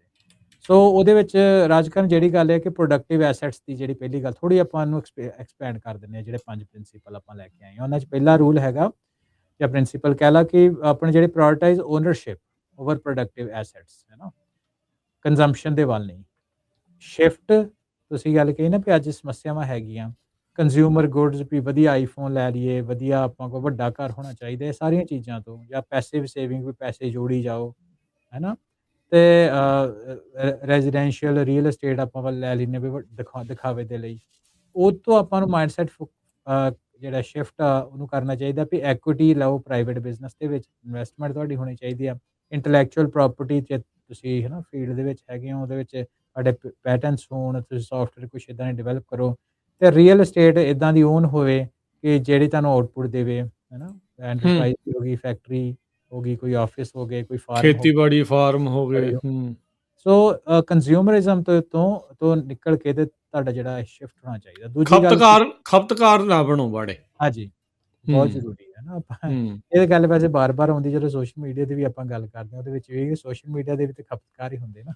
ਹਾਂ ਆਪਾਂ ਸਮਾਂ ਦੇ ਰਹੇ ਉਹਨਾਂ ਨੂੰ, ਸਮਾਂ ਦੇ ਰਹੇ ਹੁੰਦੇ ਉਹਨਾਂ ਨੂੰ, ਖਪਤ ਕਰ ਰਹੇ ਬਾਰ-ਬਾਰ ਖਪਤਕਾਰ ਮਾਈਂਡਸੈਟ ਚੋਂ ਬਾਹਰ ਆਉਣ ਦੀ ਜਿਹੜੀ ਗੱਲ ਹੁੰਦੀ। ਸੋ ਦੂਸਰੀ ਜਿਹੜੀ ਗੱਲ ਆ ਨਾ, ਰਾਜਕਰਨ ਇਹ ਕਹਿੰਦੇ ਕਿ ਦਸਵੰਧ into strategic capital allocation vehicle, ਹੈ ਨਾ। ਜਿਹੜਾ ਦਸਵੰਧ ਆ ਉਹਦੇ ਵਿੱਚ ਆਪਣੇ ਲੀਗਲ ਡਿਫੈਂਸ ਆ ਗਏ, ਐਜੂਕੇਸ਼ਨ ਆ ਗਈ, ਆਪਣਾ ਮੀਡੀਆ ਆ ਗਿਆ, ਨਿਊ ਲੀਡਰਸ਼ਿਪ ਹੋ ਗਈ। ਸੋ ਐਜੂਕੇਸ਼ਨ ਐਂਡ ਐਂਟਰਪ੍ਰੈਨਿਓਰਸ਼ਿਪ ਵਿੱਚ ਹਿਊਮਨ ਕੈਪੀਟਲ ਹੈ, ਲੀਡਰਸ਼ਿਪ ਆ ਜਾਂਦੀ ਹੈ ਨਾ, ਹੋਰ ਪੋਲੀਟੀਕਲ ਇਨਫਰਾਸਟ੍ਰਕਚਰ ਆਉਂਦੇ ਆ, ਆਪਣੇ ਲੀਗਲ ਡਿਫੈਂਸ ਟੀਮਸ ਹੋਣ, ਇੰਡੀਪੈਂਡੈਂਟ ਮੀਡੀਆ ਹੋਵੇ, ਤੇ ਆਪਾਂ ਨੈਰੇਟਿਵ ਵੀ ਤਾਂ ਸ਼ੇਪ ਕਰਨਾ ਨਾ ਆਪਣੀ ਚੀਜ਼ਾਂ, ਤੇ ਉਹਦੇ ਬਾਅਦ ਐਮਰਜੈਂਸੀ ਰਿਲੀਫ ਹੋਏ, ਜੇ ਮੰਨ ਲਓ ਆਪਣਾ ਕੋਈ ਕਮਿਊਨਿਟੀ ਦਾ ਕੋਈ ਬੰਦਾ ਹੈ ਨਾ ਕਿਸੇ ਪਾਸੇ ਨੂੰ ਨੀਵਾਂ ਚਲਾ ਜਾਂਦਾ, ਉਹਨੂੰ ਤਾਂ ਕਿੱਦਾਂ ਲੈ ਕੇ ਆਉਣਾ। ਸੋ ਇਹ ਪ੍ਰੋਪਰ ਇਨਫਰਾਸਟ੍ਰਕਚਰ ਆਪਣਾ ਖੜਾ ਹੋਏ।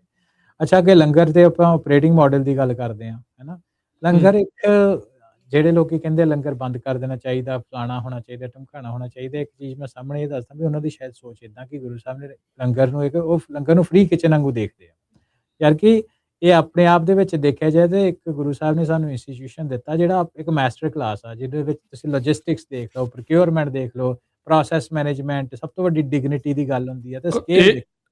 ਹਰਵਿੰਦਰ, ਜੇ MBA 'ਚ ਪੜ੍ਹਾਉਣ ਲੱਗਣ ਤਾਂ ਫਿਰ ਤਾਂ ਉਹਨਾਂ ਨੇ ਕਹਿਣਾ ਯਾਰ ਇਹਦੇ ਵਿੱਚ ਤਾਂ ਬੜੀਆਂ ਚੀਜ਼ਾਂ ਸਿਖਾਤੀਆਂ, ਅੱਜ ਆਪਾਂ ਉਹਨੂੰ ਸਿਰਫ ਇੱਕ ਲੰਗਰ ਹਾਲ ਦੇ ਤੌਰ ਦੇ ਉੱਤੇ ਦੇਖੀ ਜਾਂਦੇ ਆ। ਬਿਲਕੁਲ ਜਿੱਦਾਂ ਤੁਸੀਂ ਕਿਹਾ, ਲੈ ਕੇ ਆਉਣਾ, ਵਲੰਟੀਅਰ ਇਕੱਠੇ ਕਰਨੇ, ਬੰਦੇ ਲਿਆਉਣੇ, ਸਮਾਨ ਰਸਦ ਇਕੱਠੀ ਕਰਨੀ, ਫਿਰ ਕਿਹੜੀ ਚੀਜ਼ ਕਿੱਦਾਂ ਬਣਨੀ, ਕਿਵੇਂ ਹੋਣਾ, ਉਹ ਸਕੇਲ ਕਿੰਨਾ ਵੱਡਾ ਆ, ਵੀ ਜੇ 100 ਹੋਵੇ ਸੰਗਤ ਤਾਂ ਕਿੰਨਾ ਬਣਨਾ, 1000 ਹੋਵੇ ਤਾਂ ਕਿੱਦਾਂ ਬਣਨਾ, 10,000 ਹੋਵੇ ਤਾਂ ਕਿੱਦਾਂ ਹੋਣਾ। ਨਗਰ ਕੀਰਤਨ ਦੇ ਵਿੱਚ ਆਪਾਂ ਵਹਿੰਦੇ ਹਾਂ ਵੀ ਜਦੋਂ ਲੱਖਾਂ ਆ ਜਾਂਦੇ ਤੇ ਫਿਰ ਕਿੱਦਾਂ ਹੋਣਾ? ਕਿੱਡਾ ਵੱਡਾ ਸਕੇਲਿੰਗ ਮਾਡਲ ਆ। ਹਾਂਜੀ, ਇਹ ਆਪਾਂ ਮਾਸਟਰ ਕਲਾਸ ਆ ਆਪਣੇ ਆਪ ਦੇ ਵਿੱਚ ਹੀ, ਕਿ ਉਹਦੇ ਹੂੰ, ਲੌਜਿਸਟਿਕਸ ਮੈਨੇਜ ਕਰਨੇ। ਤੁਸੀਂ ਹਿਸਾਬ ਲਾਓ ਵੀ ਤੁਸੀਂ ਅੱਜ ਆਪਾਂ ਬੇ ਏਰੀਏ ਵਿੱਚ ਫਰੀਮੌਂਟ, ਸੈਨ ਹੋਜ਼ੇ ਦੇ ਵਿੱਚ ਵੀ ਆਪਾਂ ਲੰਗਰ ਦੇਖਦੇ ਹਾਂ, ਗੁਰੂ ਰਾਮਦਾਸ ਜੀ ਦਾ ਵਰਸਾਇਆ ਹੋਇਆ ਆਪਾਂ ਖਡੂਰ ਸਾਹਿਬ ਵੀ, ਅੰਮ੍ਰਿਤਸਰ ਸਾਹਿਬ ਵੀ ਦੇਖਦੇ ਹਾਂ, ਹੂੰ, ਨਨਕਾਣਾ ਸਾਹਿਬ ਵੀ ਲੰਗਰ ਦੇਖਦੇ ਹਾਂ। ਤੁਸੀਂ ਅਫਰੀਕਾ 'ਚ ਕੀਨੀਆ 'ਚ ਚਲੇ ਜਾਓ, ਉੱਥੇ ਲੰਗਰ ਦੇਖਦੇ ਹਾਂ। ਤੁਸੀਂ ਮਲੇਸ਼ੀਆ 'ਚ ਦੇਖਦੇ ਹੋ, ਉੱਥੇ ਲੰਗਰ, ਹੈ ਨਾ? ਸੋ ਆਪਣੇ ਵਾਰੀ ਨਾ ਕਈ ਵਾਰ ਲੋਕਾਂ ਨੂੰ ਆਦਤ ਹੁੰਦੀ ਚੀਜ਼ਾਂ ਨੂੰ ਜੋ ਵਧੀਆ ਚੱਲ ਉਹਨੂੰ ਛੁਟਿਆਉਣ ਦੀ। ਹੂੰ, ਹੂੰ, ਖੈਰ ਹੂੰ, ਹੂੰ, ਐਨੀਵੇਜ਼ ਉਸ ਪਾਸੇ ਨਹੀਂ ਜਾਂਦੇ। ਇਹ ਆਪਣੇ ਆਪ ਦੇ ਜੀ ਆਪਰੇਸ਼ਨਲ ਜੀਨੀਅਸ ਆ ਤੇ ਇਹ ਬੜਾ ਇੱਕ ਰੈਪਲੀਕੇਬਲ ਐਸੈਟ ਆ। ਇਹਦੇ ਤੋਂ ਸਿੱਖਣ ਦੀ ਆਪਾਂ ਨੂੰ ਬਹੁਤ ਕੁਛ ਲੋੜ ਆ। ਕਿਉਂਕਿ ਦੇਖੋ, ਜੇ ਇੱਕ ਲੰਗਰ ਦੇ ਲਈ ਇਹ ਸਾਰਾ ਕੁਝ ਹੋ ਸਕਦਾ ਤੇ ਸਿਹਤ ਸੇਵਾਵਾਂ ਲਈ ਹੋ ਸਕਦਾ, ਬਿਲਕੁਲ, ਨਿਆਣਿਆਂ ਦੇ ਪੜ੍ਹਾਉਣ ਲਈ ਇਹ ਚੀਜ਼ ਹੋ ਸਕਦਾ। ਜੋਬ ਜਿਹੜੇ ਅਕਸਰ ਆਪਾਂ ਦੇਖਦੇ ਹਾਂ ਵੀ ਤੁਸੀਂ ਟੈਕਨੋਲੋਜੀ ਵਾਲੀਆਂ ਕੰਪਨੀਆਂ 'ਚ ਆ ਵੀ ਨਿਆਣੇ ਜਿਹੜੇ ਪੜ੍ਹਨ ਆਉਂਦੇ ਆ ਵੀ ਉਹਨਾਂ ਨੂੰ ਜੀ, ਉਹਨਾਂ ਦੇ ਨਾਲ ਮੈਚ ਕਰਨ ਦੇ ਲਈ ਹੋ ਸਕਦਾ। ਮੈਂਟਰਸ਼ਿਪ ਹੋ ਜਾਂਦੀ ਹੈ। ਹਾਂ, ਹਨਾ ਵੀ ਨੈਚੁਰਲ ਡਿਜ਼ਾਸਟਰ ਕਿੰਨੇ ਆਉਂਦੇ, ਉਹਦੇ ਵਿੱਚ ਮਦਦ ਨੂੰ ਲੈ ਕੇ ਹੜ੍ਹਾਂ ਦੇ ਵਿੱਚ ਆਪਾਂ ਦੇਖਦੇ ਹੀ ਆ। ਆਪਾਂ ਸੋ ਪੰਜਾਬ ਦੇ ਜੋ ਵਿੱਚ ਦੇਖਿਆ ਹੀ ਆ ਨਾ ਜੀ, ਸਾਰਾ ਕੁਛ। ਬਿਲਕੁਲ, ਜੀ, ਇਹ ਬਿਲਕੁਲ, ਉਹੀ ਮਾਡਲ ਦੇ ਵਿੱਚੋਂ ਨਿਕਲ ਕੇ ਆ ਰਿਹਾ ਸਾਰਾ ਕੁਛ। ਬਿਲਕੁਲ। ਇਹਨੂੰ ਨਾ ਹੋਰ ਚੰਗੀ ਤਰ੍ਹਾਂ ਨੂੰ ਐਜ਼ ਕਮਿਊਨਿਟੀ ਆਪਾਂ ਨੂੰ ਅੰਡਰਸਟੈਂਡ ਕਰਨ ਦੀ ਲੋੜ ਆ ਵੀ ਇਹ ਜਿਹੜੇ ਲੰਗਰ ਦੇ ਲੌਜਿਸਟਿਕਸ ਆ ਇਹਨੂੰ ਆਪਾਂ ਰੈਪਲੀਕੇਟ ਕਿੱਦਾਂ ਕਰਨਾ। ਸੋ ਹੂੰ, ਅਗਲੀ ਗੱਲ ਟੈਕਨੋਲੋਜੀ ਦੀ ਰਾਜ ਕਰਨ, ਹੈ ਨਾ? ਟੈਕਨੋਲੋਜੀ ਦੀ ਹੂੰ, ਆਪਾਂ ਗੱਲ ਕੀਤੀ ਕਿ ਇੱਦਾਂ ਦੇ ਕੋਈ ਟੈਕਨੋਲੋਜੀ ਆਪਾਂ ਬਿਲਡ ਕਰੀਏ ਜਿਹੜੇ ਬਾਕੀ ਜਿਹੜੇ ਲੋਕ ਆ ਉਹਨਾਂ ਨੂੰ ਦੇ ਮਸਟ ਪੇ ਟੂ ਯੂਜ਼। ਸੋ ਜੇ ਲੋਕੀ ਤੁਹਾਡੇ ਪਲੇਟਫਾਰਮ ਯੂਜ਼ ਕਰਨਗੇ ਤੇ ਤੁਸੀਂ ਬੇਸਿਕਲੀ ਤੇ ਇਦਾਂ ਹੀ ਹੈ ਨਾ ਵੀ ਜੇ ਤੁਸੀਂ ਤੁਹਾਡੇ ਕੋਲ ਰੈਂਟਲ ਪ੍ਰਾਪਰਟੀ, ਰੈਂਟਲ ਮੰਨ ਲਓ ਤੁਹਾਡੇ ਕੋਲ ਅਪਾਰਟਮੈਂਟ ਜਾਂ ਘਰ ਆ, ਲੋਕੀ ਤੁਹਾਨੂੰ ਪੇ ਕਰ ਰਹੇ ਆ ਉਹਨੂੰ ਯੂਜ਼ ਕਰਨ ਦਾ। ਹੂੰ, ਹੂੰ, ਤੇ ਹੂੰ, ਸੋਵਰਨ ਕੌਣ ਹੋਇਆ? ਜਿਹੜਾ ਯੂਜ਼ ਕਰ ਰਿਹਾ ਕਿ ਜਿਹਦਾ ਹੈਗਾ। ਜਿਹਦਾ ਤਾਂ ਹੈਗਾ। ਸਾਫਟਵੇਅਰ ਨੂੰ ਵੀ ਉਸ ਤਰੀਕੇ ਨਾਲ ਹੀ ਆਪਾਂ ਨੂੰ ਦੇਖਣਾ ਚਾਹੀਦਾ ਜਾਂ ਟੈਕਨੋਲੋਜੀ ਨੂੰ ਉਸ ਤਰੀਕੇ ਦੇ ਨਾਲ ਹੀ ਕੁਛ ਏਦਾਂ ਦੀ ਚੀਜ਼ ਤੁਸੀਂ ਇਨਵੈਂਟ ਕਰੋ, ਬਣਾਓ ਜਿਹਨੂੰ ਲੋਕੀ ਯੂਜ਼ ਕਰਨ। ਤੁਸੀਂ ਯੂਜ਼ ਦੀ ਐਗਜ਼ਾਮਪਲ ਲਈ ਤੁਸੀਂ ਫੇਸਬੁੱਕ ਦੇਖ ਲਓ, ਇੰਸਟਾਗ੍ਰਾਮ ਦੇਖ ਲਓ, ਹੁਣ ਦੇ ਸਮੇਂ ਦੇ ਵਿੱਚ ਟਿਕਟੌਕ ਦੇਖ ਲਓ, ਮੀਡੀਆ ਦੀ ਆਪਾਂ ਗੱਲ ਕਰਦੇ ਹਾਂ, ਹੂੰ, ਹੈ ਨਾ? ਹੂੰ, ਤੁਸੀਂ ਸਟੋਰੇਜ ਇਨਫਰਾਸਟ੍ਰਕਚਰ, ਓਰੈਕਲ ਦੇ ਸਿਸਟਮਸ ਦੇਖ ਲਓ। ਇਹ ਨਾ ਕੌਣ ਓਨ ਕਰਦਾ? ਯੂਜ਼ ਓਨ ਕਰਦੇ ਆ ਨਾ, ਹੂੰ, ਹੈ ਨਾ? ਸੋਚ ਭਾਵੇਂ ਕਿ ਚਲੋ ਪਬਲਿਕ ਕੰਪਨੀ ਪਰ ਉਹਨਾਂ ਵੱਲੋਂ ਇਹ ਬਣਾਈ ਚੀਜ਼ਾਂ ਲੋਕੀ ਉਹਨਾਂ ਨੂੰ ਯੂਜ਼ ਕਰਦੇ ਆ। ਸੋ ਸੋਵਰਨ ਕੌਣ ਹੋਏ? ਯੂਜ਼ਰ ਹੋਏ ਸੋਵਰਨ ਕਿ ਜਿਹੜੇ ਉਹਨੂੰ ਓਨ ਕਰਦੇ ਆ। ਤੇ ਅਗਲੀ ਹੂੰ, ਜਿਹੜੀ ਤੁਸੀਂ ਮੈਨੂੰ ਪਹਿਲੇ ਸਵਾਲ ਪੁੱਛਿਆ ਸੀ, ਸੋ ਮੈਂ ਗੱਲ ਨੂੰ ਲੰਬੀ ਲੈ ਗਿਆ ਇੰਟੈਂਸ਼ਨਲੀ, ਕਿ ਆਪਾਂ ਨੂੰ ਵਪਾਰ ਦੀ ਗੱਲ ਕਰਦੇ ਆ ਨਾ ਵੀ ਆਪਾਂ ਨੂੰ ਇੰਨੇ ਹੇਰਾ-ਫੇਰੀਆਂ ਤੇ ਕਈ ਕੁਛ ਚੱਲਦਾ। ਉਹ ਰਾਜਗਨ ਆਪਾਂ ਜਿਹੜੀ ਪਹਿਲੇ ਵੀ ਗੱਲ ਕੀਤੀ ਉਹਨੂੰ ਇੱਥੇ ਦੁਬਾਰਾ ਲਿੰਕ ਕਰ ਲੈਂਦੇ ਆ ਵੀ ਸ਼ਾਰਟ ਟਰਮ ਗੇਨਸ ਦੇ ਮਾਈਂਡਸੈਟ ਤੋਂ ਆਪਾਂ ਬਾਹਰ ਆਈਏ। ਵੀ ਇਹਦੇ ਨਾਲ $2-4 ਦੀ, $10 ਦੀ, $1000 ਦੀ, ਵੀ $10000 ਪਤਾ ਨਹੀਂ ਅਮੀਰ ਹੋ ਜਾਣਾ ਅਸੀਂ ਕੀ ਕਰ ਦੇਣਾ, ਦੇ ਨਾਲ ਵੀ ਤੇ ਵੀ ਸਾਡੇ ਜਲਦੀ ਸਿਧਾਂਤ ਜਲਦੀ। ਦੇ ਵਿੱਚ ਬਾਰ-ਬਾਰ ਹੂੰ, ਆਉਂਦਾ ਸੱਤ ਵਪਾਰ। ਹੂੰ, ਹੂੰ, ਹੂੰ, ਹੂੰ, ਹੂੰ, ਤੇ ਉਹ ਜਿਹੜਾ ਸੱਤ ਵਪਾਰ ਹੁੰਦਾ ਨਾ, ਜਿਹਨੂੰ ਟਰੂਥਫੁਲ ਟਰੇਡ ਵੀ ਆਪਾਂ ਕਹਿ ਸਕਦੇ ਹਾਂ ਟੈਕਨੀਕਲ, ਉਹ ਤੁਹਾਡੀ ਇੱਕ ਕੰਪੈਰੀਟਿਵ ਐਡਵਾਂਟੇਜ ਹੁੰਦਾ। ਮੰਨ ਲਓ ਵੀ ਤੁਸੀਂ ਅੱਜ ਕਿਸੇ ਨਾਲ ਵਪਾਰ ਦੀ ਇਹ ਚੀਜ਼ ਹੈਗੀ ਆ ਨਾ, ਕਿ ਮੰਨ ਲਓ ਅੱਜ ਤਾਂ ਤੁਸੀਂ 1000, 2000, $5000 ਦੀ ਕਿਸੇ ਨਾਲ ਠੱਗੀ ਮਾਰ ਲੈਂਦੇ ਹੋ, ਹੂੰ, ਤੇ ਉਹ ਤੁਸੀਂ ਲੌਂਗ ਟਰਮ ਜਿਹੜਾ ਆਪਣਾ ਬੰਦਾ ਗਵਾ ਲਿਆ, ਦੁਬਾਰਾ ਤੁਹਾਡੇ ਕੋਲ ਕਦੇ ਨਹੀਂ ਆਊਗਾ। ਪਰ ਜੇ ਤੁਸੀਂ ਏਦਾਂ ਹੀ। ਸੱਤ ਦਾ ਵਪਾਰ ਕਰਦੇ ਹੋ, ਜਿਹਨੂੰ ਟਰੂਥਫੁਲ ਟਰੇਡ ਕਹਿੰਦੇ ਆ, ਤੇ ਉਹਦੇ ਵਿੱਚ ਇੱਕ ਡਿਊਰੇਬਲ ਤੁਹਾਡੀ ਐਡਵਾਂਟੇਜ ਬਣ ਜਾਂਦੀ ਕਿ ਲੰਮੇ ਸਮੇਂ ਦੇ ਵਾਸਤੇ ਲੋਕੀ ਤੁਹਾਡੇ ਨਾਲ ਆ। ਸ਼ਾਰਟ ਟਰਮ ਦਾ ਉਹਦਾ ਮੇਬੀ ਨੁਕਸਾਨ ਹੋਵੇ। ਤੇ ਐਥਿਕਸ ਸੇਮ ਚੀਜ਼ ਹੀ ਹੁੰਦੀ ਰਾਜ ਕਹਿੰਦਾ, ਐਥਿਕਸ ਸ਼ਾਰਟ ਟਰਮ ਦੇ ਵਾਸਤੇ ਮੇਬੀ ਤੁਹਾਨੂੰ ਲੱਗੇ ਵੀ ਯਾਰ ਬਹੁਤ ਤੇ ਸੱਚੇ ਬਣ ਕੇ ਕੀ ਲੈਣਾ, ਹੈ ਨਾ? ਪਰ over the long period of time ਇਹ ਤੁਹਾਡਾ ਇੱਕ ਪਾਵਰਫੁਲ ਇਕਨੋਮਿਕ ਇੰਜਨ ਬਣ ਜਾਂਦਾ, ਜਿਹਦੇ ਕਰਕੇ ਤੁਹਾਡੇ ਰਿਸਕ ਵੀ ਘੱਟ ਜਾਂਦੇ ਆ ਤੇ ਤੁਹਾਡੇ ਜਿਹੜੇ ਪਾਰਟਨਰ ਹੁੰਦੇ ਆ ਉਹ ਬੜੇ ਹਾਈ ਕੁਆਲਿਟੀ ਦੇ ਬਣਦੇ ਆ। ਅੱਛਾ, ਇਹਦੇ ਵਿੱਚ ਬਹੁਤ ਮੈਂ ਜ਼ਰੂਰੀ। ਇੱਕ ਚੀਜ਼ ਮੈਂ ਐਡ ਇਹਦੇ ਵਿੱਚ ਨਾਲ ਕਰਦਾ ਜਾਵਾਂ ਹਰਵਿੰਦਰ, ਜਿਹੜਾ ਬੰਦਾ ਕਹਿੰਦਾ ਨਾ ਸ਼ਾਰਟ ਟਰਮ ਵਾਲੀ ਗੱਲ ਆ, ਉਹ ਫਿਰ ਗਰੀਡ ਚੋਂ ਨਿਕਲਦੀ ਗੱਲ, ਉਹ ਲਾਲਚ ਚੋਂ ਨਿਕਲਦੀ ਹੈ ਗੱਲ। ਕਿਉਂਕਿ ਉਹਨੇ ਬਾੜਾ ਨਹੀਂ, ਉਹਨੇ ਸੋਚਣਾ ਨਹੀਂ ਹੁੰਦਾ, ਉਹਨੇ ਕਹਿਣਾ ਵੀ ਹਾਂ ਜਲਦੀ ਜਲਦੀ ਜਲਦੀ ਜਲਦੀ ਮੈਨੂੰ ਆ ਵੀ ਮਿਲ ਜਾਵੇ, ਉਹ ਵੀ ਮਿਲ ਜਾਵੇ। ਪਰ ਜਦੋਂ ਤੁਸੀਂ ਸਿਧਾਂਤ ਤੋਂ ਮੁੱਖ ਮੋੜਿਆ ਹੁੰਦਾ ਤੇ ਅੰਦਰ ਖਾਤੇ ਨੀਂਦ ਤੇ ਨਹੀਂ ਆਉਂਦੀ ਬੰਦੇ ਨੂੰ। ਉਹ ਬੇਚੈਨੀ ਤਾਂ ਬੰਦੇ ਨੂੰ ਜਿਹੜੀ ਉਹ ਤੰਗ ਕਰਦੀ ਰਹਿੰਦੀ, ਉਸ ਇਨਸਾਨ ਨੂੰ ਤੰਗ ਕਰਦੀ ਰਹਿੰਦੀ। ਉਹਨੂੰ ਪਤਾ ਹੁੰਦਾ ਵੀ ਕਿਤੇ ਨਾ ਕਿਤੇ ਝੂਠ ਆ ਕੰਮ, ਉਸ ਦੇ ਵਿੱਚ ਦਿੱਕਤ ਆ। ਸੋ ਸੋ ਉਹ ਤੇ ਰਾਜ ਉਹ ਕਰਨਾ। ਲੌਂਗ ਟਰਮ ਮਨ ਦੀ ਸ਼ਾਂਤੀ ਲਈ ਵੀ ਤੇ ਸਿਧਾਂਤ ਦੇ ਉੱਤੇ ਪਹਿਰੇਦਾਰ ਰਹਿਣ ਦੇ ਲਈ ਵੀ ਇਹ ਸ਼ਾਰਟ ਟਰਮ ਚੀਜ਼ਾਂ ਨੂੰ ਜਿਹੜਾ ਉਹ ਚਲੋ ਮੈਂ ਸਾਈਡ ਕਹਿੰਦਾ ਤੇ ਰੱਖਣਾ ਸਿਧਾਂਤ ਪੈਣਾ। ਨੂੰ ਆਪਾਂ ਇੱਕ ਪਾਸੇ ਰੱਖ ਦਈਏ, ਆਪਾਂ ਇਕੱਲੇ ਪੈਸੇ ਦੀ ਵਿੱਚ ਗੱਲ ਕਰਦੇ ਹਾਂ। ਚਲੋ ਹੂੰ, ਸਿਧਾਂਤ ਹੂੰ, ਦੀ ਤੇ ਉਹ ਗੱਲ ਆਪਾਂ ਕਰਦੇ ਹਾਂ ਵੀ ਕਿਸੇ ਬੰਦੇ ਕੋਲ ਸਿਧਾਂਤ ਤੇ ਕੋਈ ਬੰਦਾ ਖੜਾ ਹੋਏ ਤੇ ਸਿਧਾਂਤ ਵਾਲੇ ਬੰਦੇ ਤੇ ਵੈਸੇ ਵੀ ਇਦਾਂ ਦੇ ਕੰਮ ਨਹੀਂ ਕਰਦੇ। ਪਰ ਇਹਨੂੰ ਆਪਾਂ ਪਿਓਰਲੀ ਪੈਸੇ ਦੇ ਪੱਖੋਂ ਗੱਲ ਕਰੀਏ, ਹੈ ਨਾ? MBAs ਦੇ ਵਿੱਚ ਇਹ ਚੀਜ਼ਾਂ ਵਾਰ-ਵਾਰ ਪੜ੍ਹਾਈਆਂ ਜਾਂਦੀਆਂ ਕਿ ਐਥਿਕਸ ਜਿਹੜਾ ਵਾ ਇਹ ਕੰਪਲਾਇੰਸ ਇਸ਼ੂ ਨਹੀਂ ਹੈਗਾ, ਲੌਂਗ ਟਰਮ ਗਰੋਥ ਸਟ੍ਰੈਟਜੀ ਆ ਤੁਹਾਡੀ। ਕਿਉਂਕਿ ਮੰਨ ਲਓ ਕਿ ਤੁਹਾਡੀ ਰੈਪੂਟੇਸ਼ਨ ਤੇ ਬ੍ਰਾਂਡ ਇਕੁਇਟੀ ਆ, ਬੜਾ ਵਧੀਆ ਰੈਪੂਟੇਸ਼ਨ ਕਿਸੇ ਕੰਪਨੀ ਦਾ, ਉਹਨੇ over the period of time ਉਹਨੂੰ ਸਨੋਬਾਲ ਇਫੈਕਟ ਕਹਿੰਦੇ MBA ਦੇ ਵਿੱਚ ਇਹਨੂੰ ਪੜ੍ਹਾਉਂਦੇ ਆ। ਕਿਉਂਕਿ ਉਹਦੇ ਨਾਲ ਤੁਹਾਡਾ ਟਰਸਟ ਵੱਧਦਾ। ਜਦੋਂ ਟਰਸਟ ਵੱਧਦਾ ਤੇ ਫ੍ਰਿਕਸ਼ਨ ਘਟਦੀ ਆ। ਜਦੋਂ ਫ੍ਰਿਕਸ਼ਨ ਘਟਦੀ ਆ ਤੇ ਡਿਸਪਿਊਟ ਘਟਦੇ ਆ, ਲੀਗਲ ਕਾਸਟ ਘਟਦੀ ਆ ਤੇ ਤੁਹਾਡੇ ਜ਼ਿਆਦਾ ਬੈਟਰ ਜਿਹੜੇ ਪਾਰਟਨਰ ਬਣਦੇ ਆ, ਤੁਹਾਡੇ ਟੈਲੈਂਟਸ ਬੜਾ ਵਧੀਆ ਹੁੰਦਾ। ਹੁਣ ਕੰਪਨੀਜ਼ ਦੇ ਵਿੱਚ ਇਹ ਹੁੰਦਾ ਨਾ ਵੀ ਕਿਹੜੀ ਕੰਪਨੀ ਦੇ ਵਿੱਚ ਕੰਮ ਕਰਦੇ ਆ ਤੇ ਆਉਣ ਜਾ ਕੇ ਰਿਵਿਊ ਦੇਖਦੇ ਆ, ਜਾਂ ਕਿਹੜੇ ਤੁਸੀਂ ਬਿਜ਼ਨਸ ਦੇ ਨਾਲ ਡੀਲ ਕਰਨਾ ਉਹਦੇ ਰਿਵਿਊਜ਼ ਦੇਖਦੇ ਆ, ਹੈ ਨਾ। ਈਵਨ ਕਿ ਰੈਸਟੋਰੈਂਟ ਦੇ ਵਿੱਚ ਵੀ ਤਾਂ ਦੇਖਦੀ ਆ ਨਾ, ਕਿ ਰੈਸਟੋਰੈਂਟ ਤੁਸੀਂ ਰੋਟੀ ਖਾਣ ਜਾਣਾ ਤੇ ਉਹਦੇ ਰਿਵਿਊ ਚੈੱਕ ਕਰਦੇ ਆ। ਤੇ ਜੇ ਉੱਥੇ ਤੁਸੀਂ ਕੋਈ ਸ਼ਾਰਟਕਟ ਮਾਰੇ ਹੋਣ ਤੇ ਜਿਹੜੇ ਤੁਹਾਡੇ ਰਿਵਿਊਜ਼ ਉਹ ਚੰਗੇ ਹੋਣਗੇ ਕਿ ਮਾੜੇ ਹੋਣਗੇ? ਜੇ ਮਾੜੇ ਹੋਣਗੇ ਤੇ ਫਿਰ ਤੁਹਾਡਾ business overall ਘਟੂਗਾ। Short term goal short term ਦੇ ਵਿੱਚ ਅਗੇਨ ਜਿਹੜੀ ਮੈਂ ਗੱਲ ਕਰਦਾ ਕਿ ਐਥਿਕਸ ਜਿਹੜੇ ਆ ਉਹਨਾਂ ਦੀ ਕੰਪਲਾਇੰਸ ਬੰਦੇ ਨੂੰ ਇਹ ਲੱਗਦੀ ਹੁੰਦੀ ਹੈ ਵੀ ਨਹੀਂ ਯਾਰ ਇਹ ਬਹੁਤੇ ਸੱਚੇ ਬਣ ਕੇ ਕੀ ਲੈਣਾ। ਪਰ ਮੈਂ ਪਿਓਰਲੀ ਇਕਨੋਮਿਕ ਸਟੈਂਡ ਪੁਆਇੰਟ ਤੋਂ ਗੱਲ ਕਰਾਂ, ਜੇ ਆਪਾਂ ਐਥਿਕਸ ਨੂੰ ਬਾਹਰ ਵੀ ਰੱਖ ਦਈਏ, ਕਿ ਇਹ ਤੁਹਾਡੀ ਲੌਂਗ ਟਰਮ ਗਰੋਥ ਸਟ੍ਰੈਟਜੀ ਹੈ, ਜਿਹੜਾ ਸੱਤ ਦੇ ਵਪਾਰ ਦੀ ਗੱਲ ਕਰਦੇ ਆ। ਤੇ ਇਹੀ ਆਪਾਂ ਨੂੰ ਗੁਰੂ ਸਾਹਿਬ ਨੇ ਦਿਖਾਇਆ। ਗੁਰੂ ਰਾਮਦਾਸ ਜੀ ਨੇ ਵਪਾਰਿਕ ਪਰਿਵਾਰ ਦੇ ਵਿੱਚੋਂ ਸੀ। ਉਹਨਾਂ ਵਪਾਰ ਹੀ ਦਿੱਲੀ ਹੀ ਅੰਮ੍ਰਿਤਸਰ ਜਦੋਂ ਉਹਨਾਂ ਵਸਾਇਆ ਤੇ ਕਿੰਨੇ ਉਹਨਾਂ ਵਪਾਰੀ ਜਿਹੜੇ ਉੱਥੇ ਲਿਆ ਕੇ ਵਸਾਏ, ਹੈ ਨਾ। ਸੋ ਜਿਹੜਾ ਵਪਾਰ ਹੈਗਾ, ਇਕਨੋਮਿਕ ਹੈਗਾ, ਮੈਨੂੰ ਲੱਗਦਾ ਆਪਾਂ ਪ੍ਰੋਗਰਾਮ ਦੇ ਅਖੀਰ ਵਿੱਚ ਵੀ ਜਾ ਰਹੇ ਹਾਂ। ਪਹੁੰਚ ਸੋ ਗਏ। ਉਹ ਇਹ ਆ ਕਿ ਆਪਾਂ ਨੂੰ ਐਜ਼ ਅ ਡਾਇਸਪੋਰਾ ਇਸ ਪਾਸੇ ਜਿਹੜੀ ਧਿਆਨ ਦੇਣ ਦੀ ਲੋੜ ਹੈ ਐਜ਼ ਅ ਕਮਿਊਨਿਟੀ, ਕਿ ਆਪਾਂ ਨੂੰ ਇਨਫਰਾਸਟ੍ਰਕਚਰ ਇੱਦਾਂ ਦਾ ਕ੍ਰੀਏਟ ਕਰਨਾ ਪੈਣਾ ਜਿਹਦੇ ਵਿੱਚ ਆਪਾਂ ਐਜ਼ ਅ ਕਮਿਊਨਿਟੀ ਥਰਾਈਵ ਕਰ ਸਕੀਏ। ਸੋ ਉਹ ਜਿਹੜਾ ਆਪਣਾ ਇਨਫਰਾਸਟ੍ਰਕਚਰ ਆ ਉਹ ਸੱਚ ਦੇ ਆਧਾਰਿਤ ਹੋਣਾ ਵਾ, ਤੇ ਉਹਦੀ ਜਿਹੜੀ ਜੇ ਆਪਾਂ ਇਕਨੋਮਿਕ ਇੰਜਨ ਹੀ ਕੋਈ ਬਿਲਡ ਕਰਾਂਗੇ ਵਧੀਆ, ਜਿਹੜਾ ਕਿ ਸੱਚ ਦੇ ਆਧਾਰ ਦੇ ਉੱਤੇ ਹੋਊਗਾ, ਉਹ ਸਾਡੀ ਸਵਰੈਨਟੀ ਦਾ ਰਾਜ ਕਰਨਾ ਇੱਕ ਰਾਜ ਇੱਕ ਉਹਨੂੰ ਬੈਕ ਕਰੂਗੀ ਸਾਡੀ ਸਵਰੈਨਿਟੀ ਨੂੰ, ਜਿਹੜਾ ਸਾਡਾ ਇਕਨੋਮਿਕ ਇੰਜਨ ਹੋਊਗਾ। ਜੀ। ਅੱਛਾ, ਸਮਾਂ ਸਮਾਪਤ ਹੈ। ਬੜੀ ਮਿਹਰਬਾਨੀ ਅੱਜ ਦੀ ਜਿਹੜੀ ਉਹ ਗੱਲਬਾਤ ਦੇ ਲਈ। ਆਉਂਦੇ ਸਮੇਂ ਦੇ ਵਿੱਚ ਵੀ ਆਪਾਂ ਇਹ ਚੀਜ਼ਾਂ ਜਿਹੜੀਆਂ ਉਹ ਕਰਦੇ ਰਵਾਂਗੇ। ਅੱਛਾ, ਜਾਂਦੇ ਜਾਂਦੇ ਇਹ ਕਰ ਦਈਏ ਵੀ ਆਪਾਂ ਸ਼ੁਰੂਆਤ ਕਿੱਦਾਂ ਕਰ ਲਈਏ? ਹਾਂਜੀ, ਸੋ ਆਪਾਂ ਕੋਲ ਕਈ ਰਾਹ ਰਸਤੇ ਰਾਜ ਕਰਨ ਹੈਗੇ ਆ। ਸਭ ਤੋਂ ਪਹਿਲਾਂ ਤਾਂ ਗੱਲ ਇਹ ਹੈ ਕਿ ਅੱਜ ਆਪਾਂ ਥੋੜ੍ਹਾ ਜਿਹਾ ਆਪਣੀ ਗੱਲ ਟੈਕਨੋਲੋਜੀ ਤੋਂ ਦੀ ਵੀ ਕੀਤੀ ਹੈ, ਪਰ ਆਪਾਂ ਇਕਨੋਮਿਕ ਮਾਡਲ ਦੀ ਕੀਤੀ ਆ। ਅੱਜ ਦੇ ਸਮੇਂ ਦੇ ਵਿੱਚ ਟੈਕਨੋਲੋਜੀ ਨਾਲ ਆਪਾਂ ਇਕਨੋਮਿਕ ਜਿਹੜੇ ਮਾਡਲ ਉਹ ਕਿੱਦਾਂ ਬਣਾਈਏ। ਸੋ ਇਹਦੇ ਵਿੱਚ ਇਹ ਆ ਵੀ ਆਪਾਂ ਨੂੰ ਜਿਹੜੀ ਤੁਸੀਂ ਗੱਲ ਕੀਤੀ ਕਿ ਕੋਈ ਨਾ ਕੋਈ ਸਰਟੀਫਿਕੇਸ਼ਨ ਆਪਣਾ ਕੋਈ ਸਟੈਂਡਰਡ ਚਾਹੀਦਾ, ਵੀ ਮੇਬੀ ਇੱਕ ਆਈਡੀਆ ਹੀ ਆ ਵੀ ਸਿੱਖ ਐਥੀਕਲ ਬਿਜ਼ਨਸ ਸਰਟੀਫਿਕੇਸ਼ਨ ਟਾਈਪ ਕੋਈ ਇਨੀਸ਼ੀਏਟਿਵ ਜਿਹੜਾ ਉਹ ਲਿਆ ਜਾ ਸਕਦਾ, ਵੀ ਜਿਹਦੇ ਵਿੱਚ ਜਿਹਨੂੰ ਦੇਖ ਕੇ ਟਰੂਥਫੁਲ ਟ੍ਰੇਡ, ਟਰਾਂਸਪੇਰੈਂਟ ਉਹਦੇ 'ਚ ਅਕਾਊਂਟਿੰਗ ਹੋਏ, ਫੇਅਰ ਇੰਪਲੋਇਮੈਂਟ ਪ੍ਰੈਕਟਿਸ ਹੋਏ, ਹੈ ਨਾ।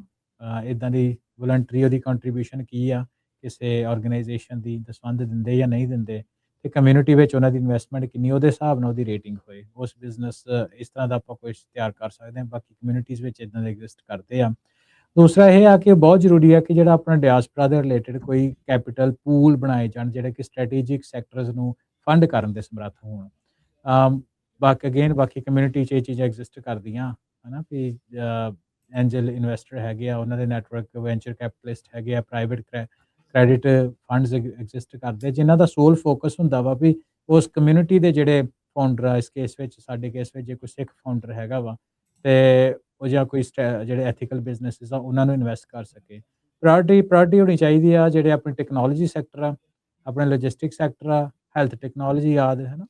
ਤੇ ਇਹ ਆ ਕਿ ਉਹ ਇਹ ਵੀ ਚੀਜ਼ ਨੂੰ ਧਿਆਨ 'ਚ ਰੱਖ ਕੇ ਕਿ ਜਿਹਦੇ ਉੱਤੇ ਆਪਾਂ ਇਨਵੈਸਟਮੈਂਟ ਕਰ ਰਹੇ ਹਾਂ, ਸਪੈਂਡ ਨਹੀਂ ਆ ਰਾਜ ਕਰਨੀ, ਇਨਵੈਸਟਮੈਂਟ ਆ ਜਿਹਨੇ ਸਾਨੂੰ ਐਜ਼ ਅ ਕਮਿਊਨਿਟੀ ਕੋਈ ਵਾਪਸ ਦੇਣਾ, ਸਟ੍ਰੈਟੇਜਿਕ ਕਮਿਊਨਿਟੀ ਇੰਪੈਕਟ ਜਿਹੜਾ ਹੋਣਾ।